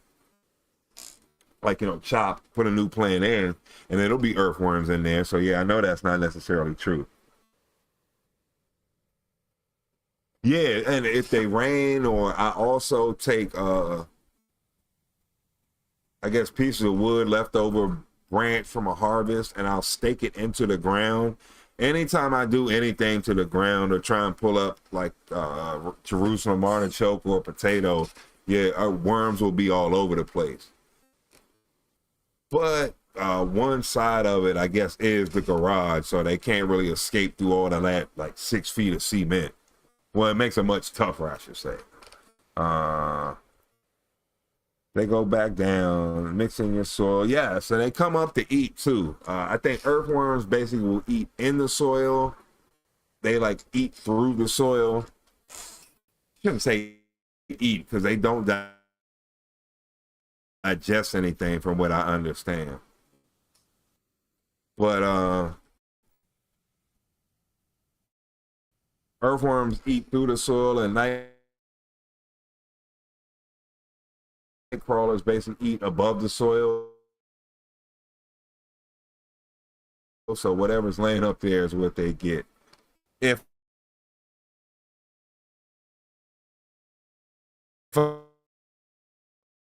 I'm not mistaken, that's been a while. They actually eat earth, yes, okay. Yes, but it's that aeration, and they're basically tilling the ground for you. And as I was saying, yeah, they poop, their bodies are lined with calcium, and whatever passes through their gut gets calcified, like calcium on it While as not well. as nutritionally rich as molasses, corn syrup can still offer benefits, particularly by enhancing the plant's carbohydrate levels during critical growth phases. Adding corn syrup to the plant's feeding regimen can help increase their energy. So let me see. I guess I foliar feed with lactobacillus and brown rice vinegar every other day during veg. So outdoors, it's like 2 months. Well, 3 months probably. So like, yeah, May, June, July. Then when the stuff starts flower, little pistols, colaxes start coming out. That's when I stop. But before the season starts, I'll do Jadam microbial solution. I'll get some soil from the oldest tree in our backyard that we never really go to except for me.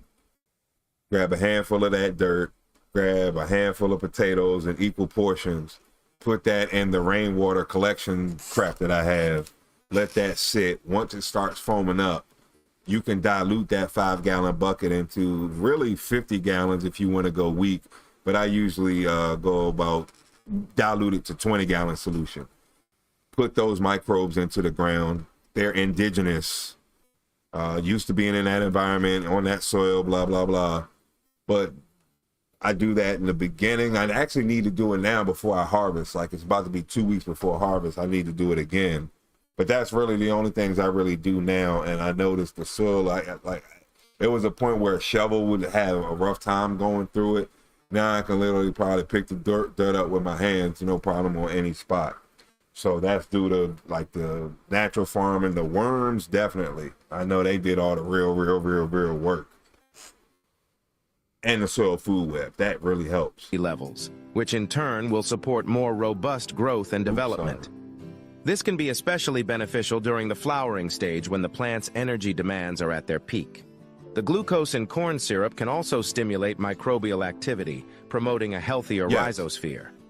The rhizosphere is a critical component of cannabis plant health, serving as the interface between the roots and the surrounding soil environment. By understanding the dynamics of the rhizosphere and implementing practices to enhance it, cannabis cultivators can improve nutrient uptake, boost plant growth, and achieve higher yields. To use corn syrup on their... Yes, you can breed worms in a bucket. If they touch each other, they'll breed. It's funny you said that. I bought a bin. I was going for cheap price, thought I read the dimensions correctly, but when I got it, I was like, oh, this is small. So then I basically made my own.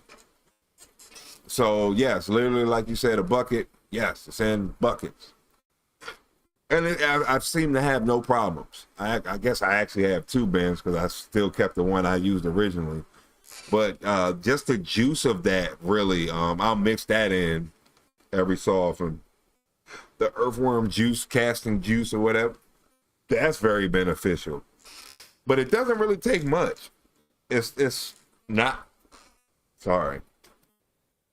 It's not the high levels of nutrients that the plant takes. It's really just the availability of it in the ground and the form that it's in, so the plant can constantly take it up. The method that I'm basically suggesting, I'm guessing all of these people are using, is the low and slow method. Like, yes, this is a very watered down solution of nutrients that the plant has, but it has access to it at all times. As there's no waiting to get a certain nutrient. Like everything you want is right here. It's in a weaker form, but you're constantly able to pull it up. So I guess it would be a method of like an outdoor hydroponics type of thing. That's the premise of hydroponics, by building the water roots of the plant, getting it into the water that's really readily available to suck up any nutrient that it needs, because the nutrients are in a form that is readily available to the plant. Cannabis plants, growers will dissolve 1 to 2 tablespoons per gallon of water and apply it once a week during the flowering stage. As with molasses, they will ensure to flush the plants towards the end of the flowering period to maintain the quality of the final product. Let's now explore another natural sweetener that offers a range of benefits. So there you go. There was your too much sugar. They actually do flush it at the end, and they was only recommended to use it the first 2 weeks of flower. So that kind of did, I guess, give credence to exactly what you were saying. I'm sure having all that sugar like would be too much for the plants. And I'm guessing that was the hint to, yeah, you might not want to do this every day. But yeah, if you want to give them a jump start for flower, add some sweetness to it, give you some more microbes or access to more microbes. The soil is everything. You're right, Ganja man. Yeah, I learned that. You learned that growing vegetables. And the same way with me. That's how I learned how to grow, is basically through vegetables. Whatever I did with the vegetables. Oh, hold on. Oh, my plans for the soil for my weed plants, I tried it out on vegetables. That's what it was. That's what even gave me the idea to try and work on my own personal super soil, which it wasn't, but I thought it was. You learned growing vegetables at your last job. Okay. Really? It was a biologic farm. Oh, wow. So, yeah, you got some real know-how then. Just being in that environment alone kind of shows you how the game really is. That's how I felt from going to home brewing to actually working at a brewery. Like, oh, this is what brewing is. Okay, I see why every time I read something, people are just talking about going sanitizer crazy. I get it. This is a lot bigger of an animal than I'm giving it credit for. And so I would guess the same way with growing plants. Once you learn the key elements of it, that makes it a little more palatable for you. But once you see it on that level, like, oh, now this is growing. I can imagine. But yeah, you take your 2 rips for free because I have no money and watch Pure. Oh, the Bong Rips? Okay.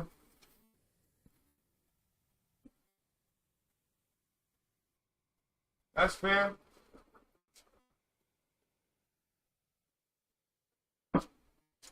Yeah, that's fair. Oh, hold on. Let me get my grinder. Shoot, I ain't even prepared. My bad.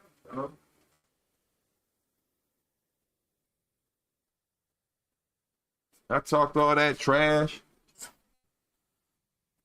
Yeah, man, you do for one. You do. All right. So, boom. Can you? Yeah, okay. Cause I can't. I'm looking at you in the chat.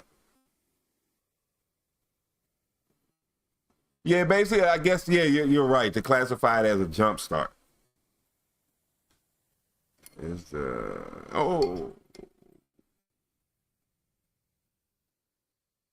I might need a screen, huh?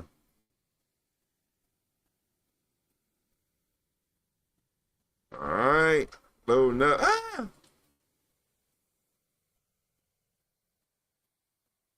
Got it. Okay. Cool. Load it up.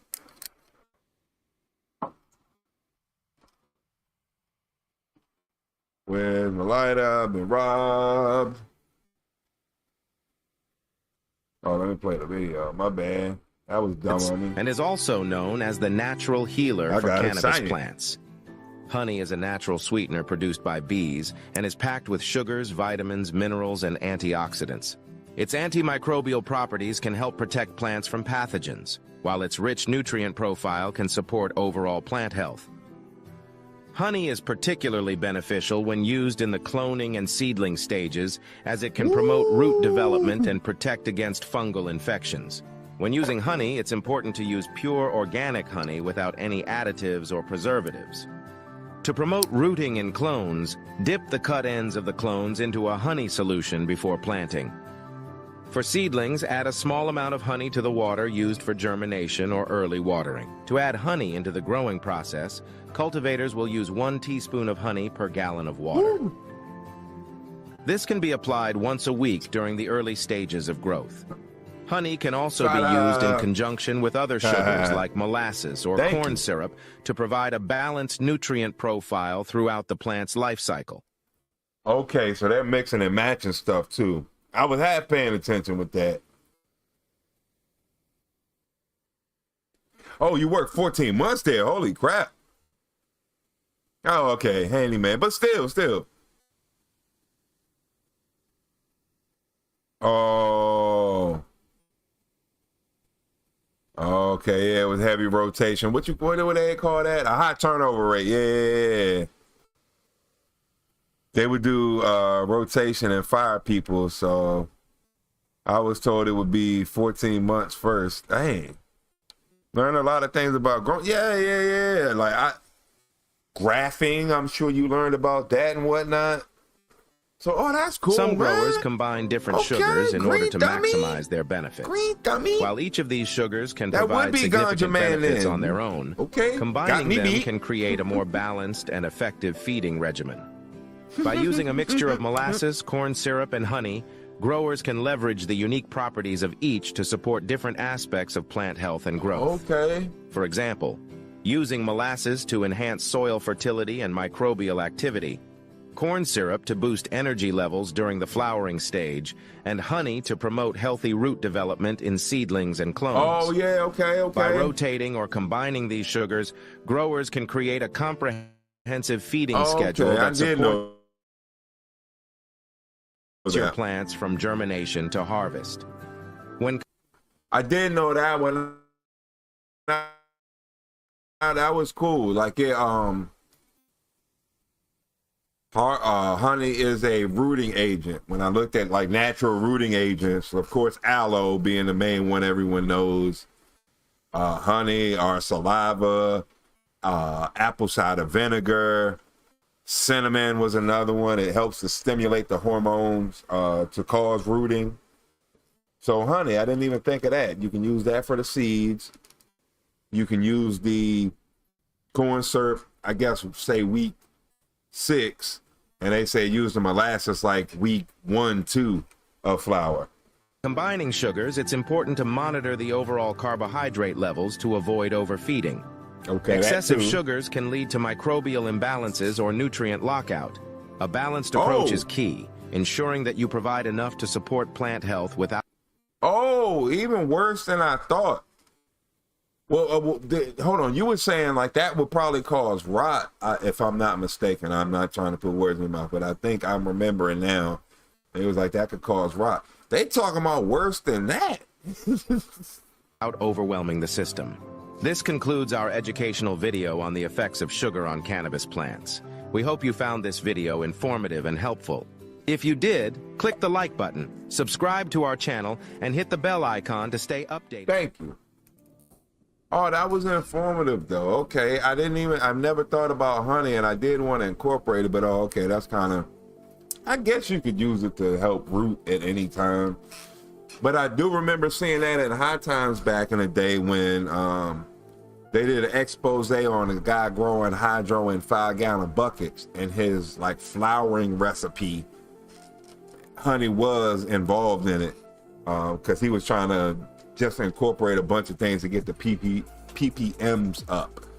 I think during veg, he kept the ppms at say like 500, 600, and he wanted to boost them up to 1500 during flowering. So it was all types of stuff in there. It was like a 20 ingredient recipe solution. But I do remember always seeing honey in there. And I didn't even think of the carbohydrates part. Like, okay, I gotta look at it like the plant, the way we take things in, the plants probably get the same benefits out of the same material. So I gotta look at it like that. Yeah, you probably couldn't eat molasses all day, but I mean, I guess having some molasses and toast or molasses and biscuits would be okay. But yeah, you couldn't live off it. You'd be pretty skinny by the end of the day. I'd be pooped. I need my protein. I would have called for sure. I don't know how I didn't. It was a miracle. It was I guess like Monday Night Football. I had a great game and caught like some miracle touchdown. I don't know how I didn't call. I felt it coming. Like the bottom of my chest was like quivering and everything. Even when I took the like the glass, I was like, oh, I feel it, here it come. And it did, I don't know how that happened. It was a bong miracle.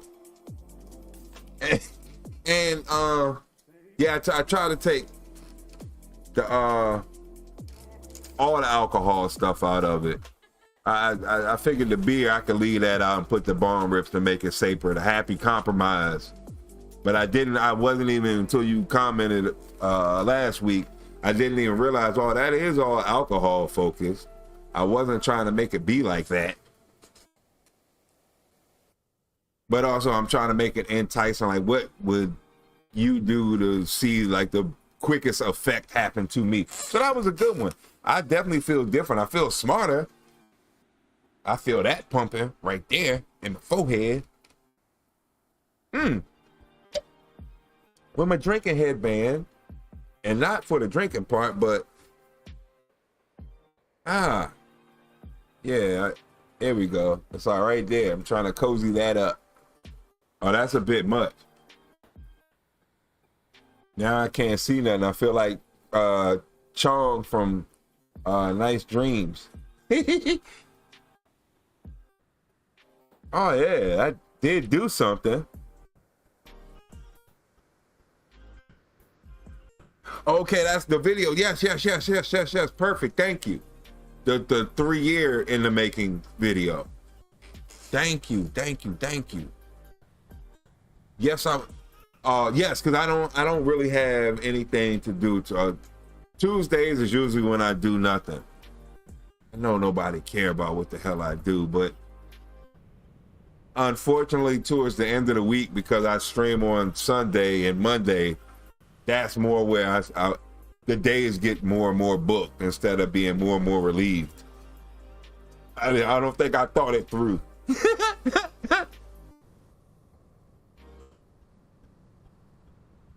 And the greenhouses, they go down to 50 degrees. Wow.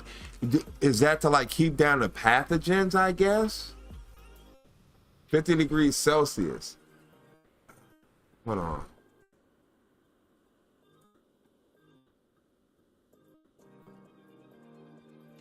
So what is that? I forget the conversion rate because it stays consistent for a time. It's like 2.3 difference, 2.1 difference in Fahrenheit and Celsius. And that's only from brewing beer that made me want to remember that. But I'm digging like 15-year-old information. Holy crap. Okay. What the hell is it? Because 20... Oh, you already converted for me. Okay. Never mind. Thank you. Okay. That is cold. Yeah, I wonder what that is about. Could it be an energy thing as well? Because when I watched the natural farming videos, their greenhouses were built different. They basically used cinder blocks and had a flat wall back, but then they had to like hoop on the rest of it. And so the premise of that was that during the day, the bricks absorb all that heat and it's basically emits it out into the greenhouse at night, like the stored energy that it has. So I'm wondering if the cost has something to do with it as well. I'm sure it has something to do with it.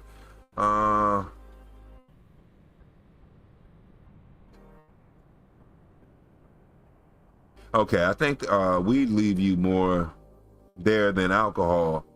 Alcohol is more just a loose track. Well, that's why the shot is up there. I agree with you. I totally get you wrong. I'm just thinking for the normal person, like, you know how big Shots was. Shot. By the time that came out at the stage I was like, oh, I don't think people understand that. You probably don't want to do that. Oh, it's a farm. Okay. Okay. Interesting. Yeah, I wonder. Oh, search for Pure on YouTube. It's the video. Oh, okay. I'm sorry. You sent me the link. And I just happen to be Captain Dummy. Okay. Damn, I wish this was a touchscreen one. Where's the go back, Captain? There we go. Thank you. Oh no, that's not it. Oh, that's the farm thingy. That's the picture of the farm. Okay, I'm sorry. Let me keep that up though. Okay, YouTube.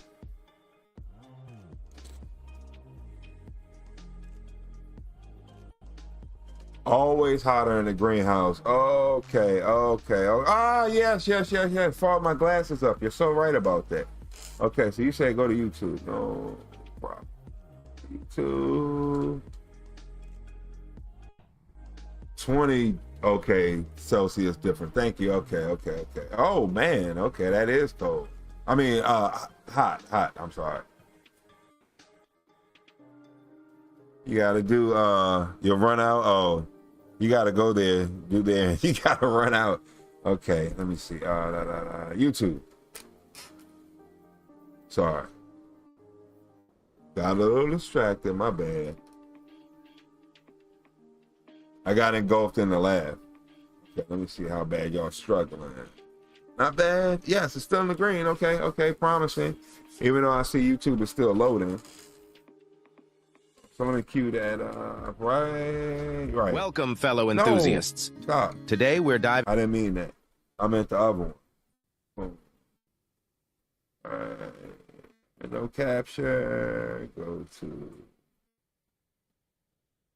Yeah. Okay, cool. YouTube. Work. That wasn't too bad. P-U-R. Oh, shoot. Oh, let me go back to the chat. Oh, I can just pull the chat up. Okay. 122 degrees Fahrenheit. Holy crap. That is hot. Holy. Yeah, okay, yeah, because I know it really starts to veer. What, 12 degrees Celsius is like 68 degrees for us. Fahrenheit. Oh, P-U-P-A-R-I. Yeah, that's what I thought it was. Okay. Yeah. No, yeah. P-U.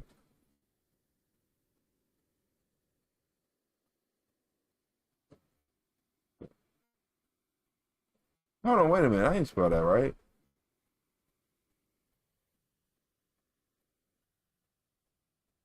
Hold on, give me one second. I just want to make sure I spelled it right. You would pay. You know, one of my glasses fogged up. P-U. Oh, A. I knew I thought that in my head.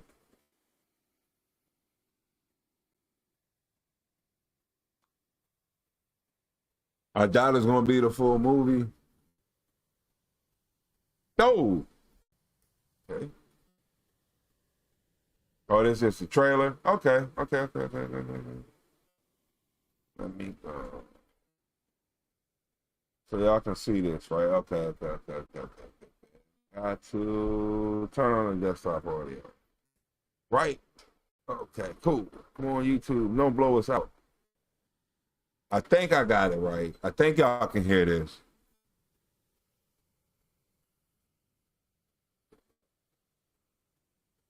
Any day now, even with the Ethernet.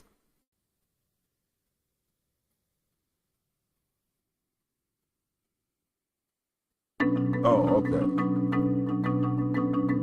My fault.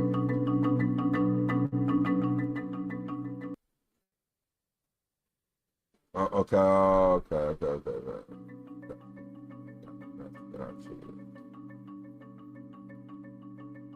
Let me take a second to let it buffer, and plus, just in case it's copyrights. This is trippy. This is like, I I don't even know the artist, but it kind of reminds me of the like old pictures of, I guess, like the monsters and demon. I guess pictures of hell is what it was supposed to be. But it is giving me that vibe. This is pretty trippy.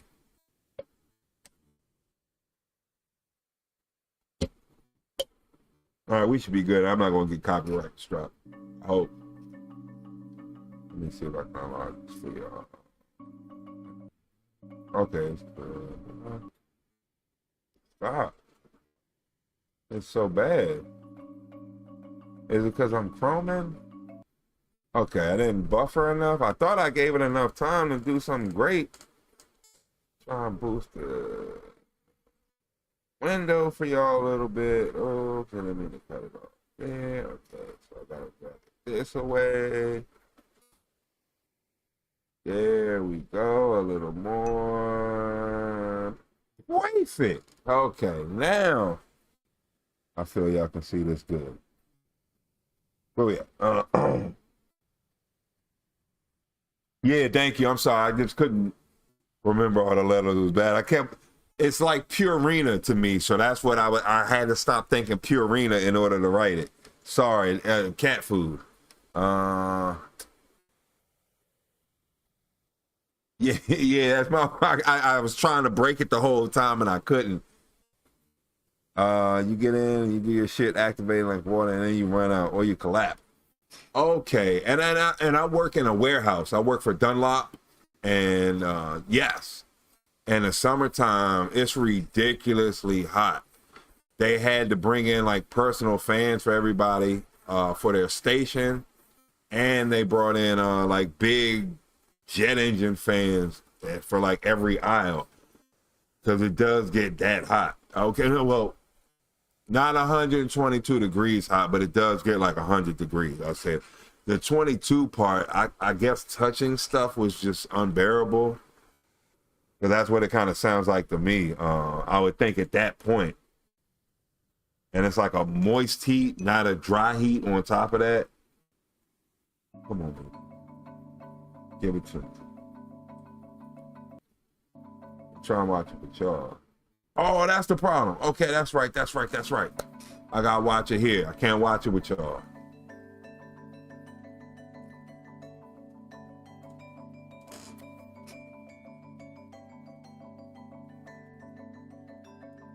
One dude, 3 years? Oh.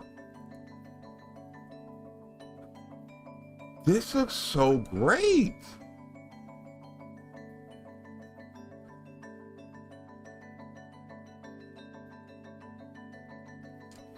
What's that crap?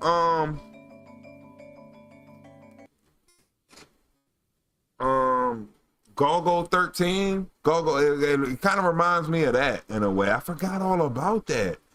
Wow, so I have seen more stuff than I get given it credit for. And I guess technically Speed Racer too. I don't know. But the people look really good, but I'm just really mesmerized at the background, the way it's shimmering and giving its own life and aura is really adding to it. It's background and name only to me. This is kind of like a feature in a way.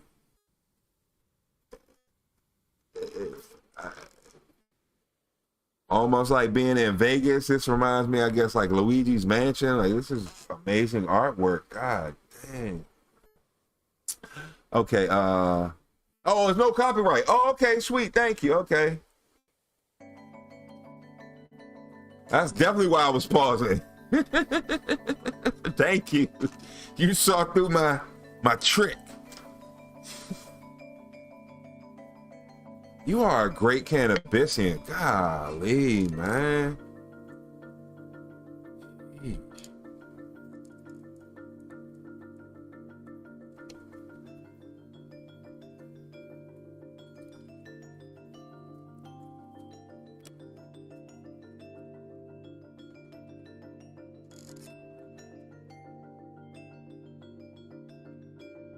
Is that Avatar? Like, I mean, they stole it from this. I mean, like,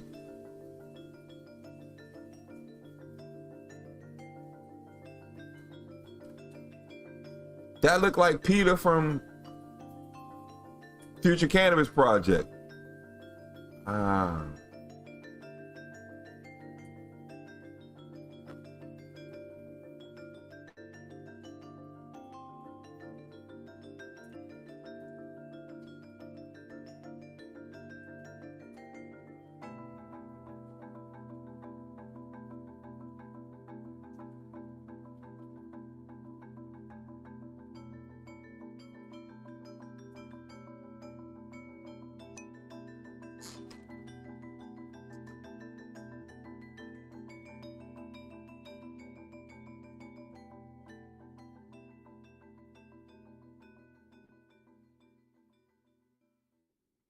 One guy, 3 years. So oh no, my bad. Not to I'm not hating on the 7-year people. What the heck is the name of that? I forgot. The movie that took 7 years to make. Or Arena Zaruska. Oh, okay. My bad. They started the nerdrotic thing. My bad. That's what that was. I didn't mean that scared me. I forgot to turn the desktop audio off. Golgo 13. All I remember is the guy with the gun, because I never really got to see the cartoon. I caught about 15 minutes of it when I was in my 20s. But we had the video games, when I was 12, 13, something like that. And I just remember seeing the cover. Little glimpses of it, but I never saw a whole show. Oh, that's what it was. It was like Toonami or whatever when that first came. It was something else before that. And then they turned it into Toonami. It was like Midnight something. And like Golgo 13 was on there. That's above painting. And your dad was a painter. It's much harder to paint. Yeah, it's much harder to paint. It's painting 24 frames a second.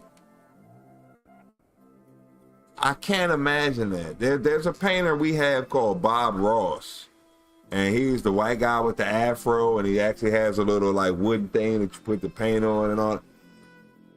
Now he'll sit there and be like, oh, there's no mistakes. You can just make happy trees. You just take this fan brush and you press it with in brown and you make the stem of the tree.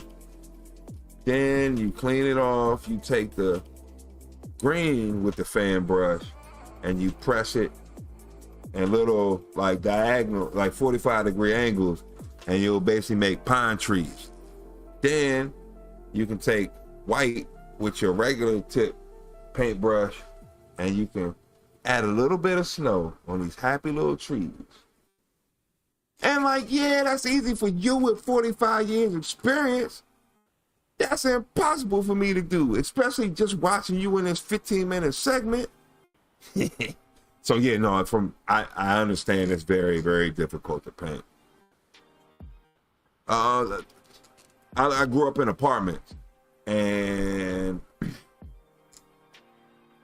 when I grew up, the trash room was right next to the laundry room. So there would always be paintings down there that people basically didn't want to throw away, so they leave it on the folding table for the laundry. But it would always be a lot of realistic hand painted things, and just being able to look at the texture and oh, this is where they went over with a few different colors, because you can see the crust on it. Oh, this was just one smooth stroke, and just admiring the picking up and putting down in the brush that I could see with my own eyes gave me an appreciation for it. So I can totally understand. It's totally different from painting the wall with a roller. Oh, cool. Brooklyn Breed, how you doing? Brooklyn Blade, thanks for joining us. Yes. Just talking about growing cannabis and growing trees and all types of good stuff. Being a painter and painting and Bob Ross and all types of good stuff. I forgot, let me go ahead and cue up the next video. We're going, should I get into the knockouts or should I go into the growing part? Because we do have one more growing video. I do actually want to say that. But I think I kind of want to see somebody get knocked out at this point, quite honestly. All right, okay, let me just say I want to see a fight. And I hope it's a knockout. Let me just go ahead and be honest. I can't guarantee that it's going to be a knockout. I don't know this. I'm watching it raw.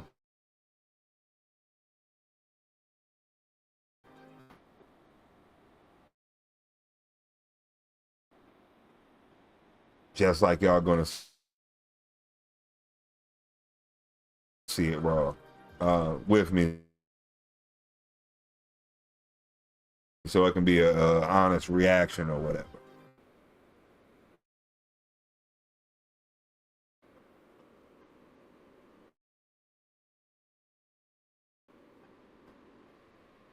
Okay. Hey, cool. Oh, you're gonna like.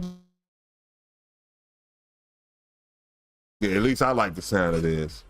The entire fight.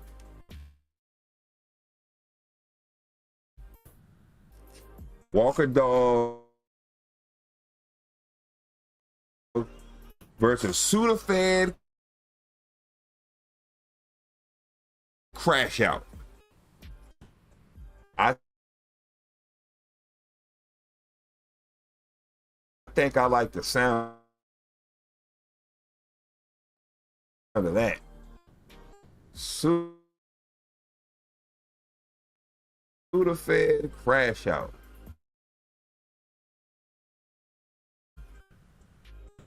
Yeah, I think I'll be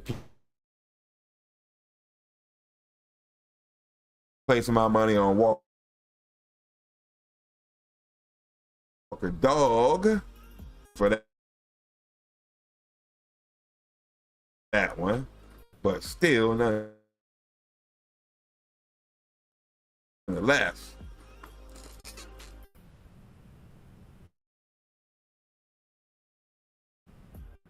I think we have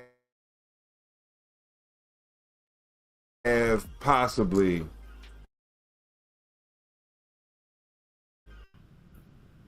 our last redneck brawl that we're going to air on Monkey Biz Monday. I found a whole new gem of a fighting league that has a lot of old UFC fighters in it. And it's mixed martial arts, which is way better. There's a lot more strikers and a lot more ability to strike than boxing, where there's a lot of amateurs that are really people who beef with each other in real life and come into here to fight, get like a 10-week training camp, 9-week training camp, and then come in to fight. Okay, so let me see, my bad. Bob Ross had many tricks. Okay, yes, you do know of Bob Ross, yes. I don't say he was bad, but he was more a magician than a painter. That's cool. He was a like entertainer. He was like I guess a magician. Like maybe some good magicians might think the tricks were done sloppily or bad, but really it's the story that goes into them and the talking and the charisma that goes into it that keeps you from noticing the trick. If that makes sense, if that correlates. I think with Bob Ross, it was, just being happy, nice little trees. I think people just kind of like, this can't be a real guy who's like this. This is like Mr. Rogers' uncle. I thought Mr. Rogers was like unreal. This dude is really unreal. Okay, at the end, and almost everything he did was the same stuff with different shades. He was amazing though. Yeah, he was. you don't want to say it was bad, but it made people feel great about anything. I think that was really the appeal of it. I definitely think that was really the appeal. Like, I'm sure if we went to some, like, you know, painter convention, he would have been average. But to us, to me, he was a god. But I know what you mean. That's it. I can imagine. Same thing, like all the people we get, like Bob Vila. Now, yesterday in the weigh-ins, these two had a very big altercation, and they jumped on old Walker Dog. Him, the friends of Sudafed. Did they? Yes. At the motel? No. I'm sorry. I keep forgetting they come in hot. He was in the middle of it. Yeah. Yeah, they come in real hot. My bad. So that's Sudafed Crash Out? Okay. Got 1,000 of them. That's the other thing, the audio, like we can go somewhere a little more professional where we're appreciated for our view. Because I definitely appreciate you guys, man. I appreciate everybody. Everybody showed out. Twitch came in. That's like an acre full of chicken. Came in, and I still see what you mean about it being slummy. Yeah, that's what my dad used to do. I ain't gonna mention no Twitch is in the freaking house, baby. He does pretty good. Thank you, everyone. We'll leave it at that. Here's the Come guy on, man, right let's there. see this. Y'all can't see somebody get knocked out like I He's one of did. the fellas that jumped in yesterday and started punching Walker Dog. Oh, he's the one with like the choke pump out. Yeah. Oh, yeah. Yeah. Yeah. Yeah, I definitely think I'm going with Walker Dog over Sudafed Crash Out. Thank all of y'all for coming in. I know y'all can't see a knockout the same way I can't see a knockout. And dude look like he actually in shape compared to everybody else we've seen up here.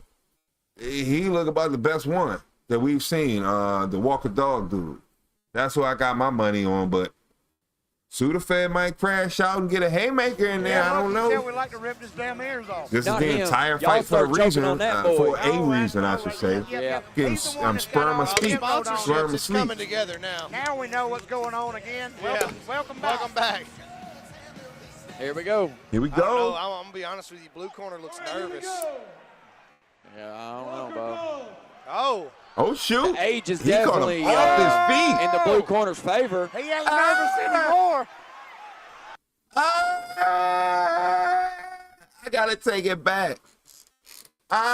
He beat him like Tommy Hearns was beating Martin back in the day on the Guard Your Grill episode. He was beating him in the butt, beating him in the back. He was hitting him in the back of the head. It was any piece he could get a hand on, he was gonna hit it. Oh my goodness, he just overwhelmed dude. Take it from the top, Sam. Oh, wow, yeah. Yeah. Lights, camera, action. Yeah, look, you tell we like to rip his damn ears off. Not him. You're about to Y'all get start choking on that boy. Oh, that's one over. Yep. Yeah. He's the one that got all The the sponsorships, it's coming together now. Now we know what's going on again. Welcome back. Come on, baby. Here we go. Welcome back. I don't know. I'm gonna be Welcome honest with you. Blue corner looks back. nervous. One more time. Yeah, I don't know, Bob. Oh. The age is definitely He looked like he was dancing. in the blue Oh. corner's favor. He ain't nervous anymore. Oh, Walker Dog said, I'm going to get my chicken and whip your. But to be quite honest, now that I'm looking at this, I guess blows to the back of the head are legal in this. Because, yeah, you're really not supposed to be able to hit somebody in the back of the head. In boxing and MMA, they don't allow you to. I mean, UFC and professional boxing, they don't allow you to do that. And getting hit in the ear definitely messes your balance up. Dude came in like a chicken, though. I will admit, he came in like a chicken flapping because that one leg like crossed over like he was hip, hop, hippie, hop, like he was dancing, like he hit the MC Hammer with the one leg. But when you get hit, in the ear, it really throws everything off. It'll be hard to stand up. It's almost like it's like spinning 10 times and then trying to hit somebody. You ain't gonna make it, chance. Oh, yeah. But I do appreciate the showboat. He got up in his face like he did it. I'll show you some, bastard. Questionable legality of the I'll blows. show you. Yeah. Said it's the end of time. He came out like a one of them wind up marching dolls, but with low with low power in it. He came out like a turtle head out the shell. What is Don't see happening dope. right here? Why is his feet? Oh! He's gonna whip his own ass. Yeah, I was about to say, this ain't even a Look, fight. that song come on, and that did something to Walker Dog. It did. He's hopping. It did. He said, I remember who the hell I am. His shoe He's fucking grabbing ripping his it off. arm. I can't Yeah, lose.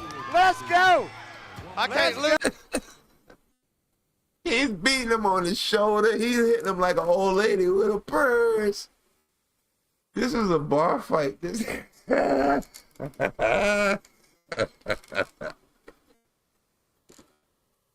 Even though he's like 70 pounds overweight, he knows this dude is 150 pounds overweight, so he feels that he's much quicker. He's going to use his agility against him. He's the speedy one out, so he's trying to like run on. You can't hit what you can't see. He's going with that technique. Oh, Hank's on. Let's go. His shoe fell off. He don't even want to put it back on. Shirt versus skins. Oh, He can't walk a He dog. can't grab that with his He can't fingers. walk that hurt my He can't throat. walk a dog. I know you can die from laughing because I almost did. They expect him to put that shoe back on with what? Look at it. He's doing it so patient. You got it. You got it. He Walker. beat the You shoe got it. out of him. You're gonna have to You tell should have somebody picked the with, shoe up and with beat him. thumbs to grab it. Yeah, somebody. Yeah, he should have picked the shoe up and beat him with it. He beat the socks off you. He beat the shoe off of him. No.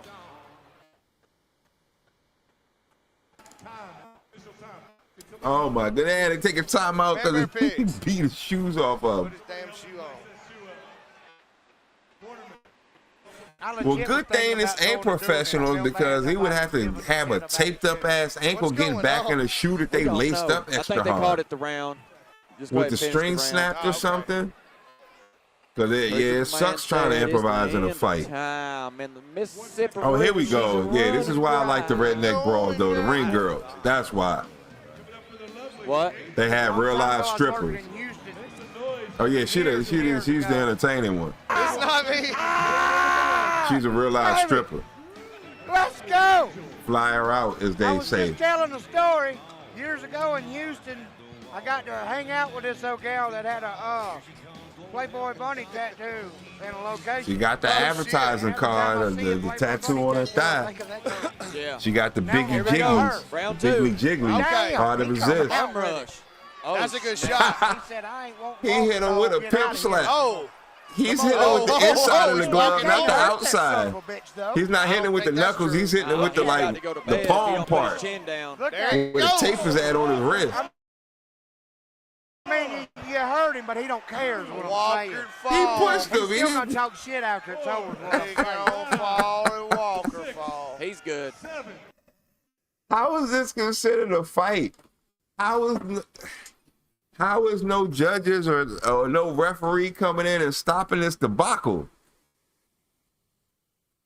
Oh yay!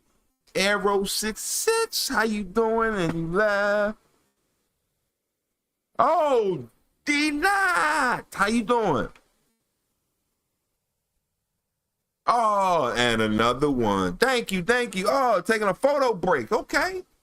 Supermodel. Go home and whip the shit out of them chickens. Yeah. Well, what's the joint? Armani. Yeah. I knew it started with an A. Armani model. Damn it. I got time for a break. I love it. I hope Walker comes back in the What next else? one. I can't really give you like another That right pose. there I did guess. something to that old fella in the blue. it. It It took him a second to get up. That fix the top pose.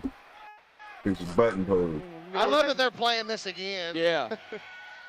They had to. It's They ridiculous, noticed. man. They noticed. Oh, he tried to get him a late shot in there. That's all. ridiculous. Yeah. That's old cockfighting trick. If you ain't cheating, you ain't trying. Speaking of cockfighting, look. See, yeah, he tripped. I knew I it. remember It's this a thing, girl. shoe. Like, look at that She's face. always bouncy. He said, "Oh." She's always. There we go. Y'all been good. Look, she acts like she's driving that thing every time. Look at her. Yeah. Okay, so she's the enthusiastic one. Yeah. She's fun every time. Yeah, she's a stripper. Yeah, okay. She's the stripper. I thought it was the other one. Well, I guess they both strippers. And another one. Yeah. Good job, girl. Dang, that trailer was nice, man. He painted that shit. I'm still thinking about that. Let's go, baby. I can't get too hype off the ring girls. I'm married. I just know for everybody else who's single out there, I might fly her out just because she on the show. That's some content. I definitely shoot a video. I'd hit a Kobe Covington on her. And had the strippers in the bed with me in the belt. Talking about place your belts.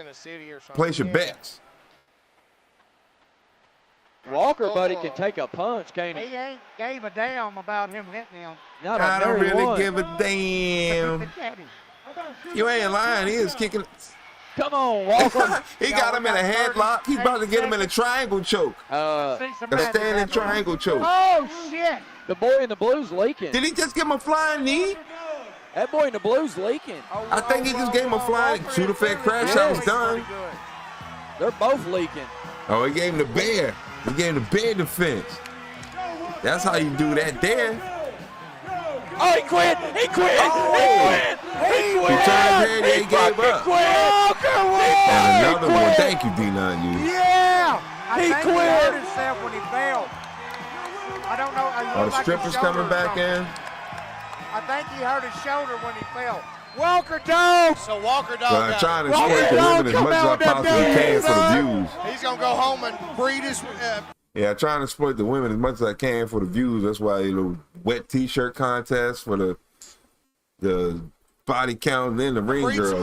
I forgot that's the whole perk of this is the ring girls who popping. Oh, dude, Go that get was you some wow. more roosters, Walker Dog. You earned These it. are the best ring girls in the one, business. baby.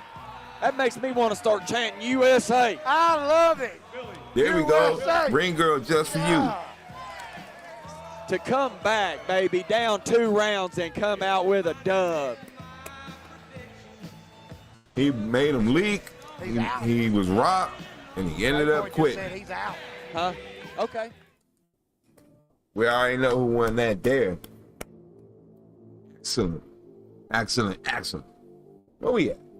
Y'all turned out, man. I really appreciate that. Y'all really turned out tonight.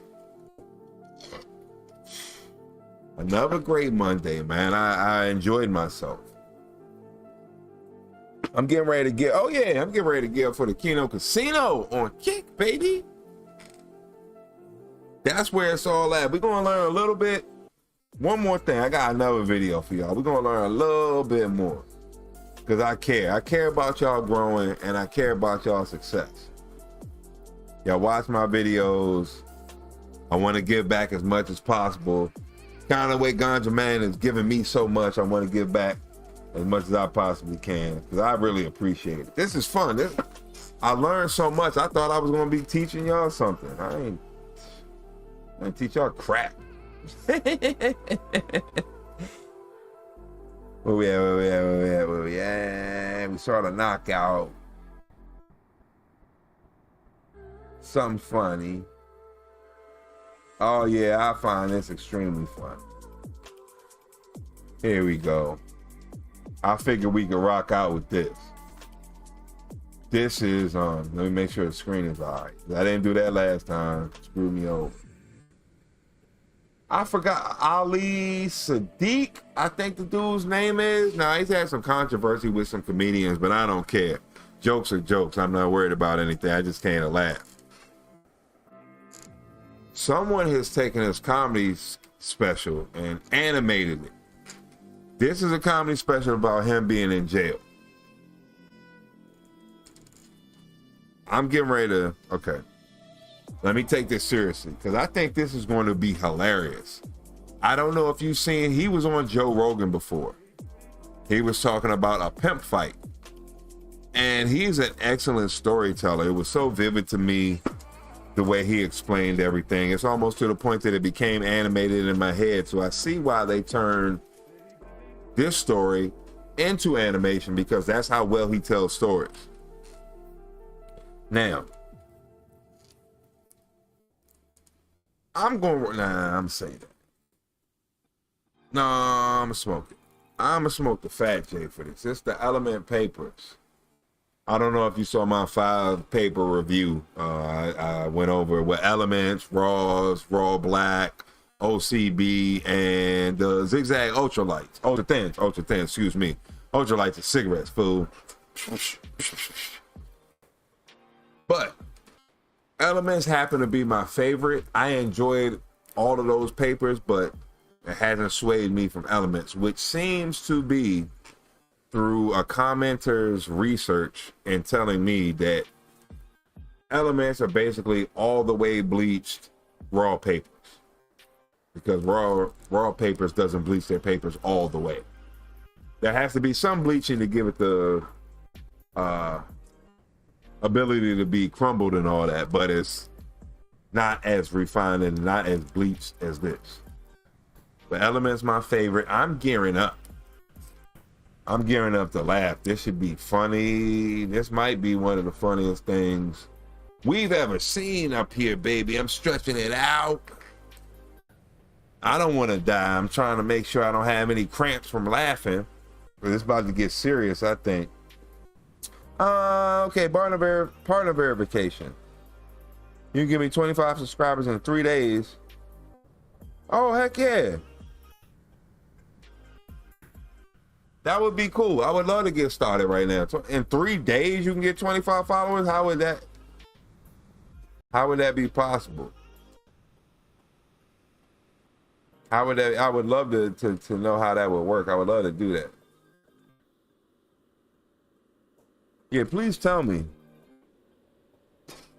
I'm very interested. But in the meantime, we're going to have a little conversation about how we about to get me monetized and get me affiliated with Kick and Twitch. Can we fire it up, please?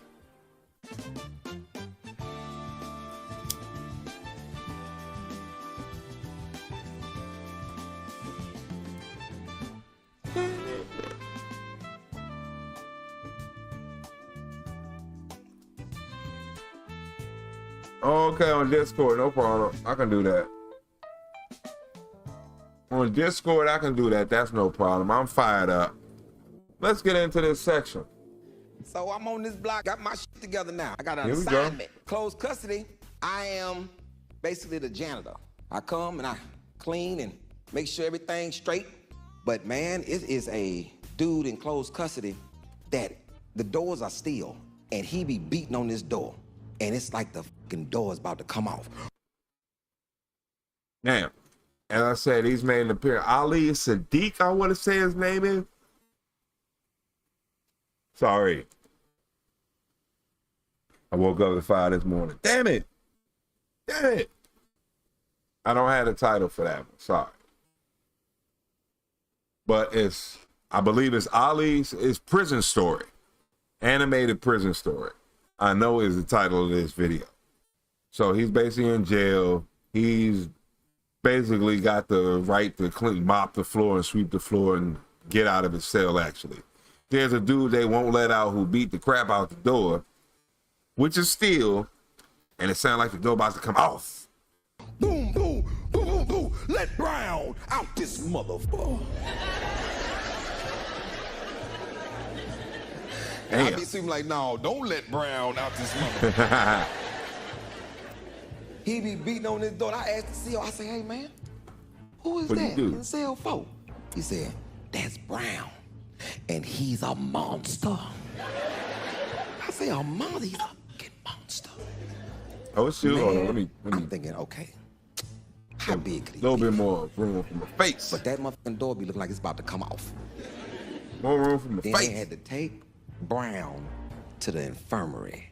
And when they opened a little flap door to talk to him first. Brown, we about to come in there and get you. The food tray Man, slot. When they opened that thing, I said, ooh, There's just enough space in the door, like I guess about that big to stick a food tray in. A little portion tray with I guess your main protein or whatever, your starch, your vegetable, I guess bread or whatever kind of thing you're having for that night, milk. Is it fruit all the time? I'm not even sure if it's fruit all the time, but could be. It's something in there. And a dessert, yeah. Maybe not fruit, but dessert. And man, if I tell you, they handed that motherfucker the shackles. Put them on your ankle. Oh, shoot. He clicked them himself. They handed him the handcuffs. Tied to the shackles. So they put him around the shackles, he pull up, and then they tell him to put his hands out so they can put the handcuffs on him. And he put his hands out one at a time. Each one they click. And he in there, yeah. Big Brown about to move around. Oh, shoot. Man, I can only imagine this dude's got to be like 6'6", 6'8", something like that. Maybe like 280. Like a linebacker, safety mofo. Looked in that flap, I said, this is a linebacker dude.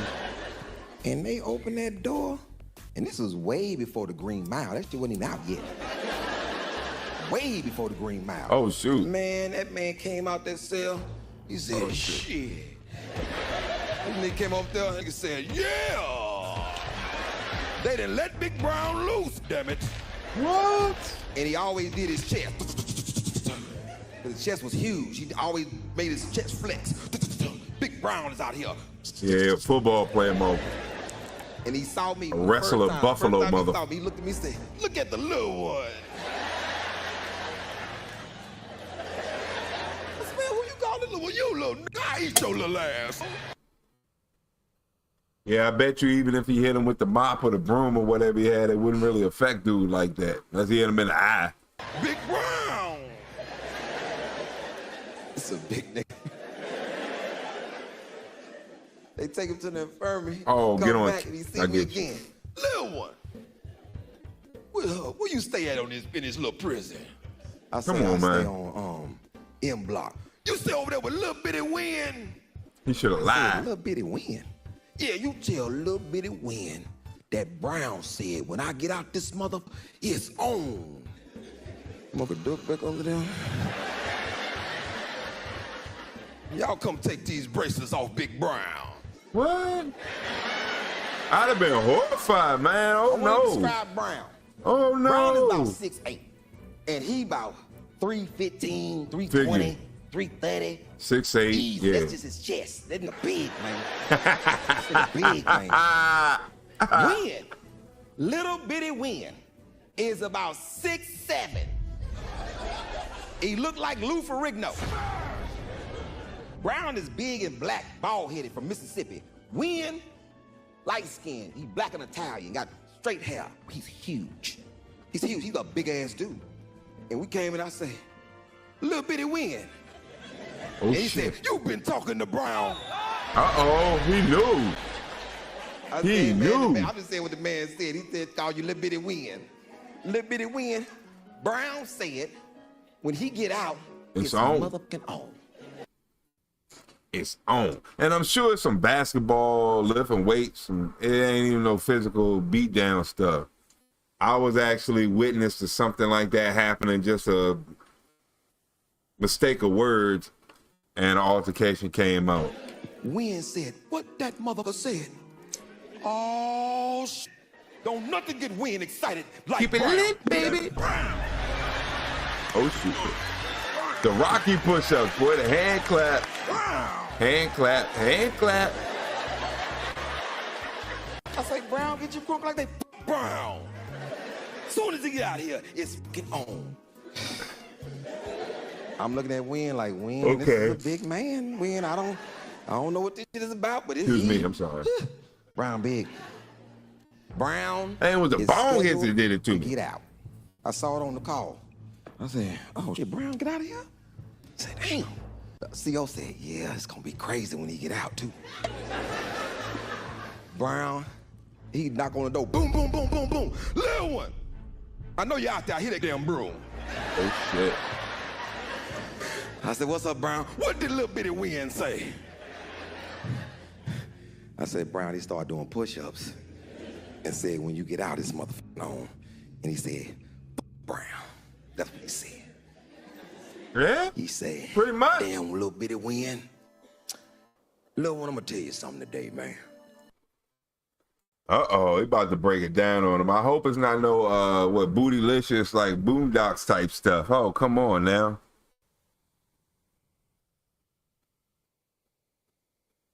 Legend of Dragon Ball. Oh, no.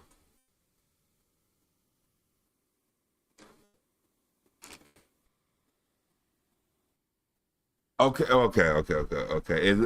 Now, I'm not disputing the AI slop.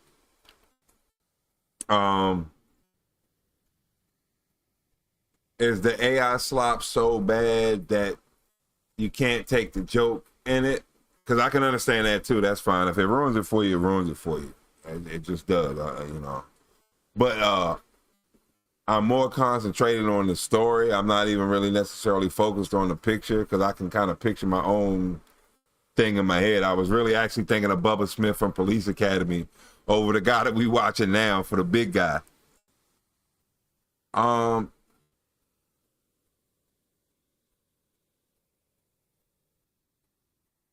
Ball. Legend Dragon Ball Full Tilt Tail. Okay.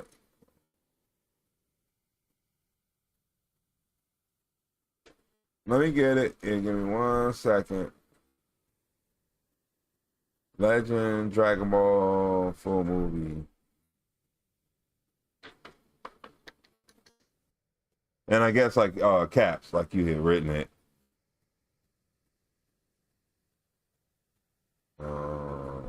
Dragon Ball.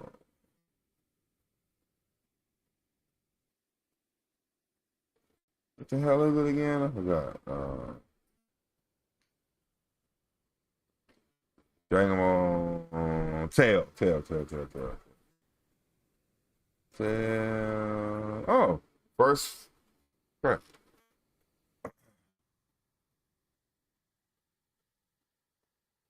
Oh, 2022. Oh, shoot.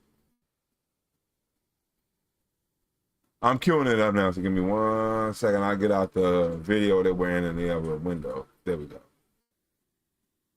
Oh, let me queue it up for y'all. No problem at all. We don't have to watch AI slop. Yeah, if you couldn't get into the joke, that's fine with me. I understand, you know.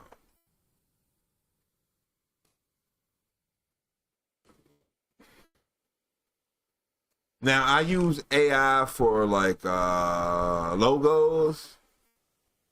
Not necessarily thumbnails all the time, but like a logo I'm going to use in my thumbnails all the time. But yeah, I'm not really, I couldn't do just AI thumbnails all the time. I'm still iffy on it. I do use Chat GPT though. I definitely do use Chat GPT, so I do want to disclose everything. I know there's a big discrepancy on AI, so I just want to be fair. My bad. Window cap. Oh, because I didn't put the window up, dummy. Yeah, maybe that would help.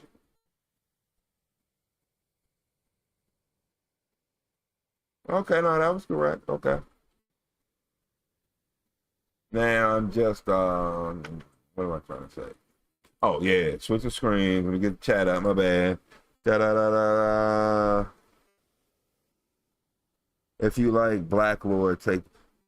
What is Black Lore?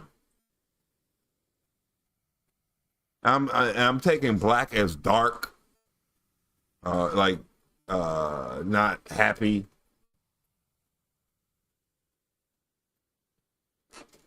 But because I'm not in this world, I'm figuring it's something specific. Okay. Oh, that's the whole movie? Really? Oh, huh? Oh, no, it ain't. Oh, it is? Oh, okay.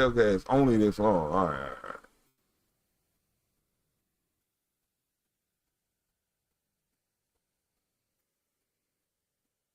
Manga animation started.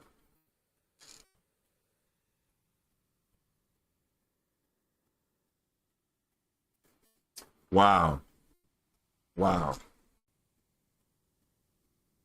I actually appreciate that.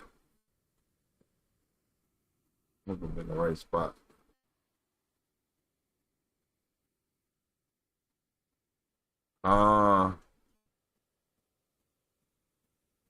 Purple flashbacks. Okay. Okay. I will. It's like Voltron.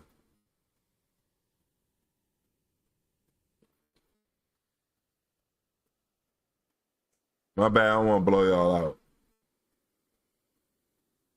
There we go. I was about to say that might be too much. Holy.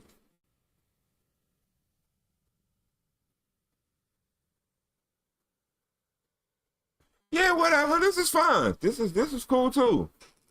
Thank you, Ganja Man. I'm with it.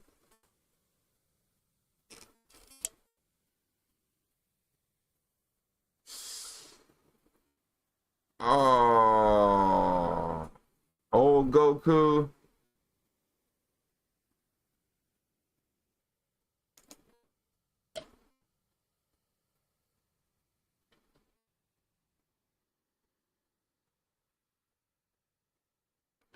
I love those dresses though.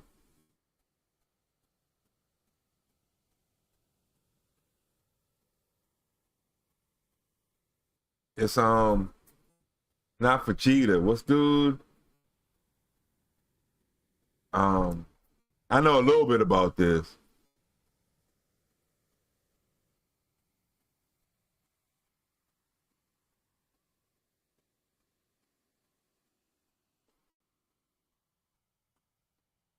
What's dude name? Oh, Freezer, yeah.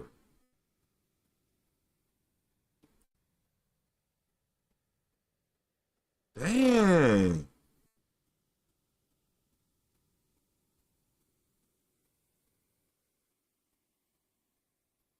Now this is kind of showing off too, I think. Holy crap, man. What?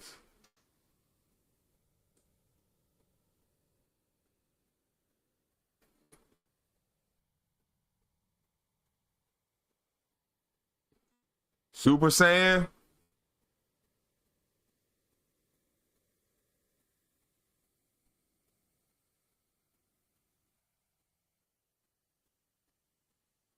Oh, I know him.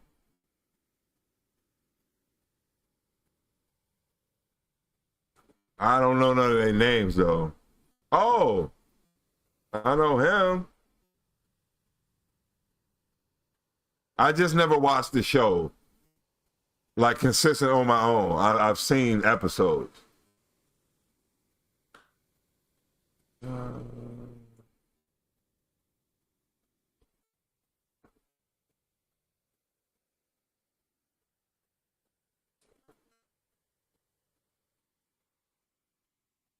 What? This is nice.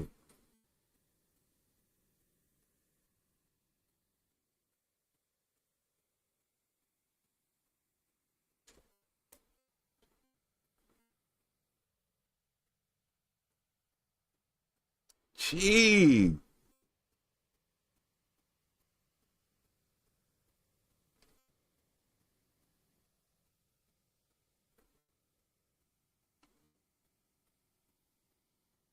Oh, click on it. I'm sorry. I'm sorry. My bad, my bad, my bad. I'm clicking on it. I did, right? Okay, okay, okay, okay, okay, okay.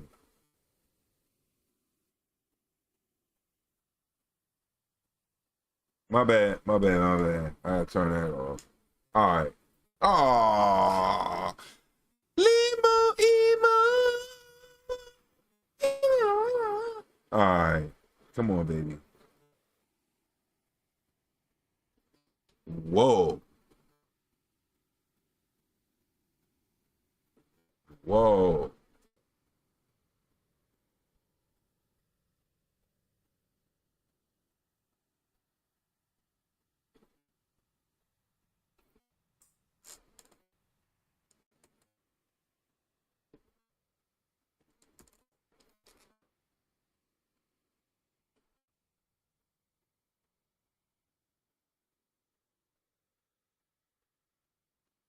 Okay.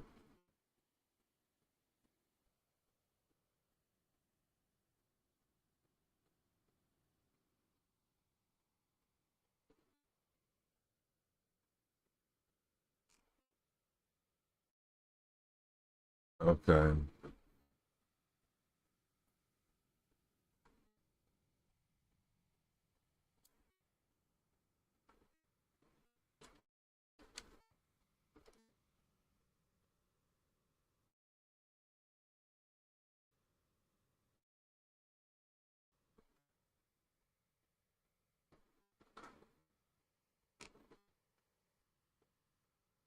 This seems like some Twilight Zone stuff. I think I've seen something similar.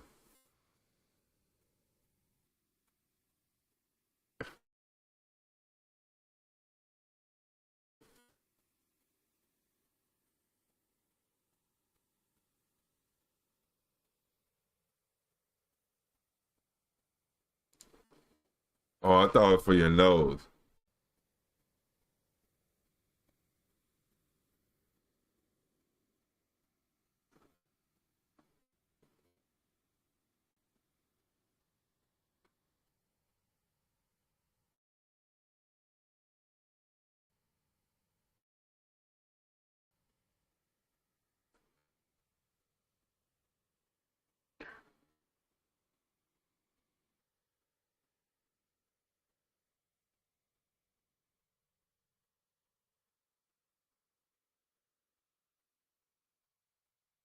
Okay.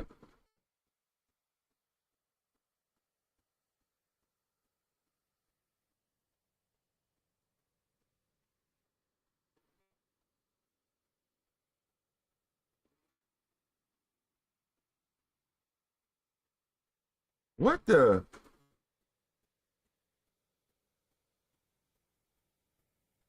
What's this? Get out?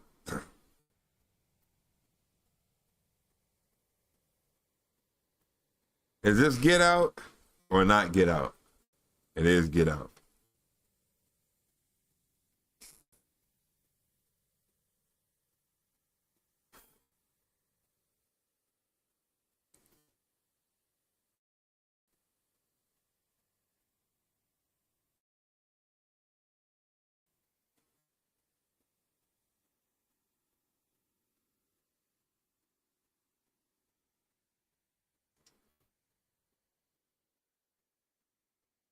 Okay.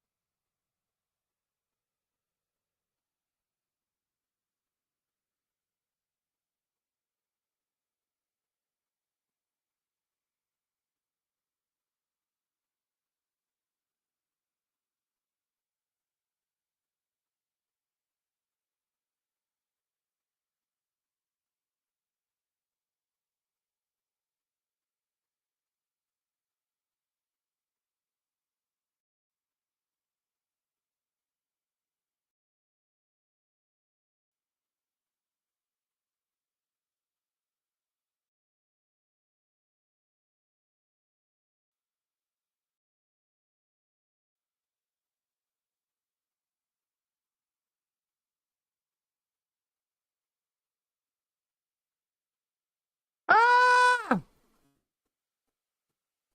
Ah!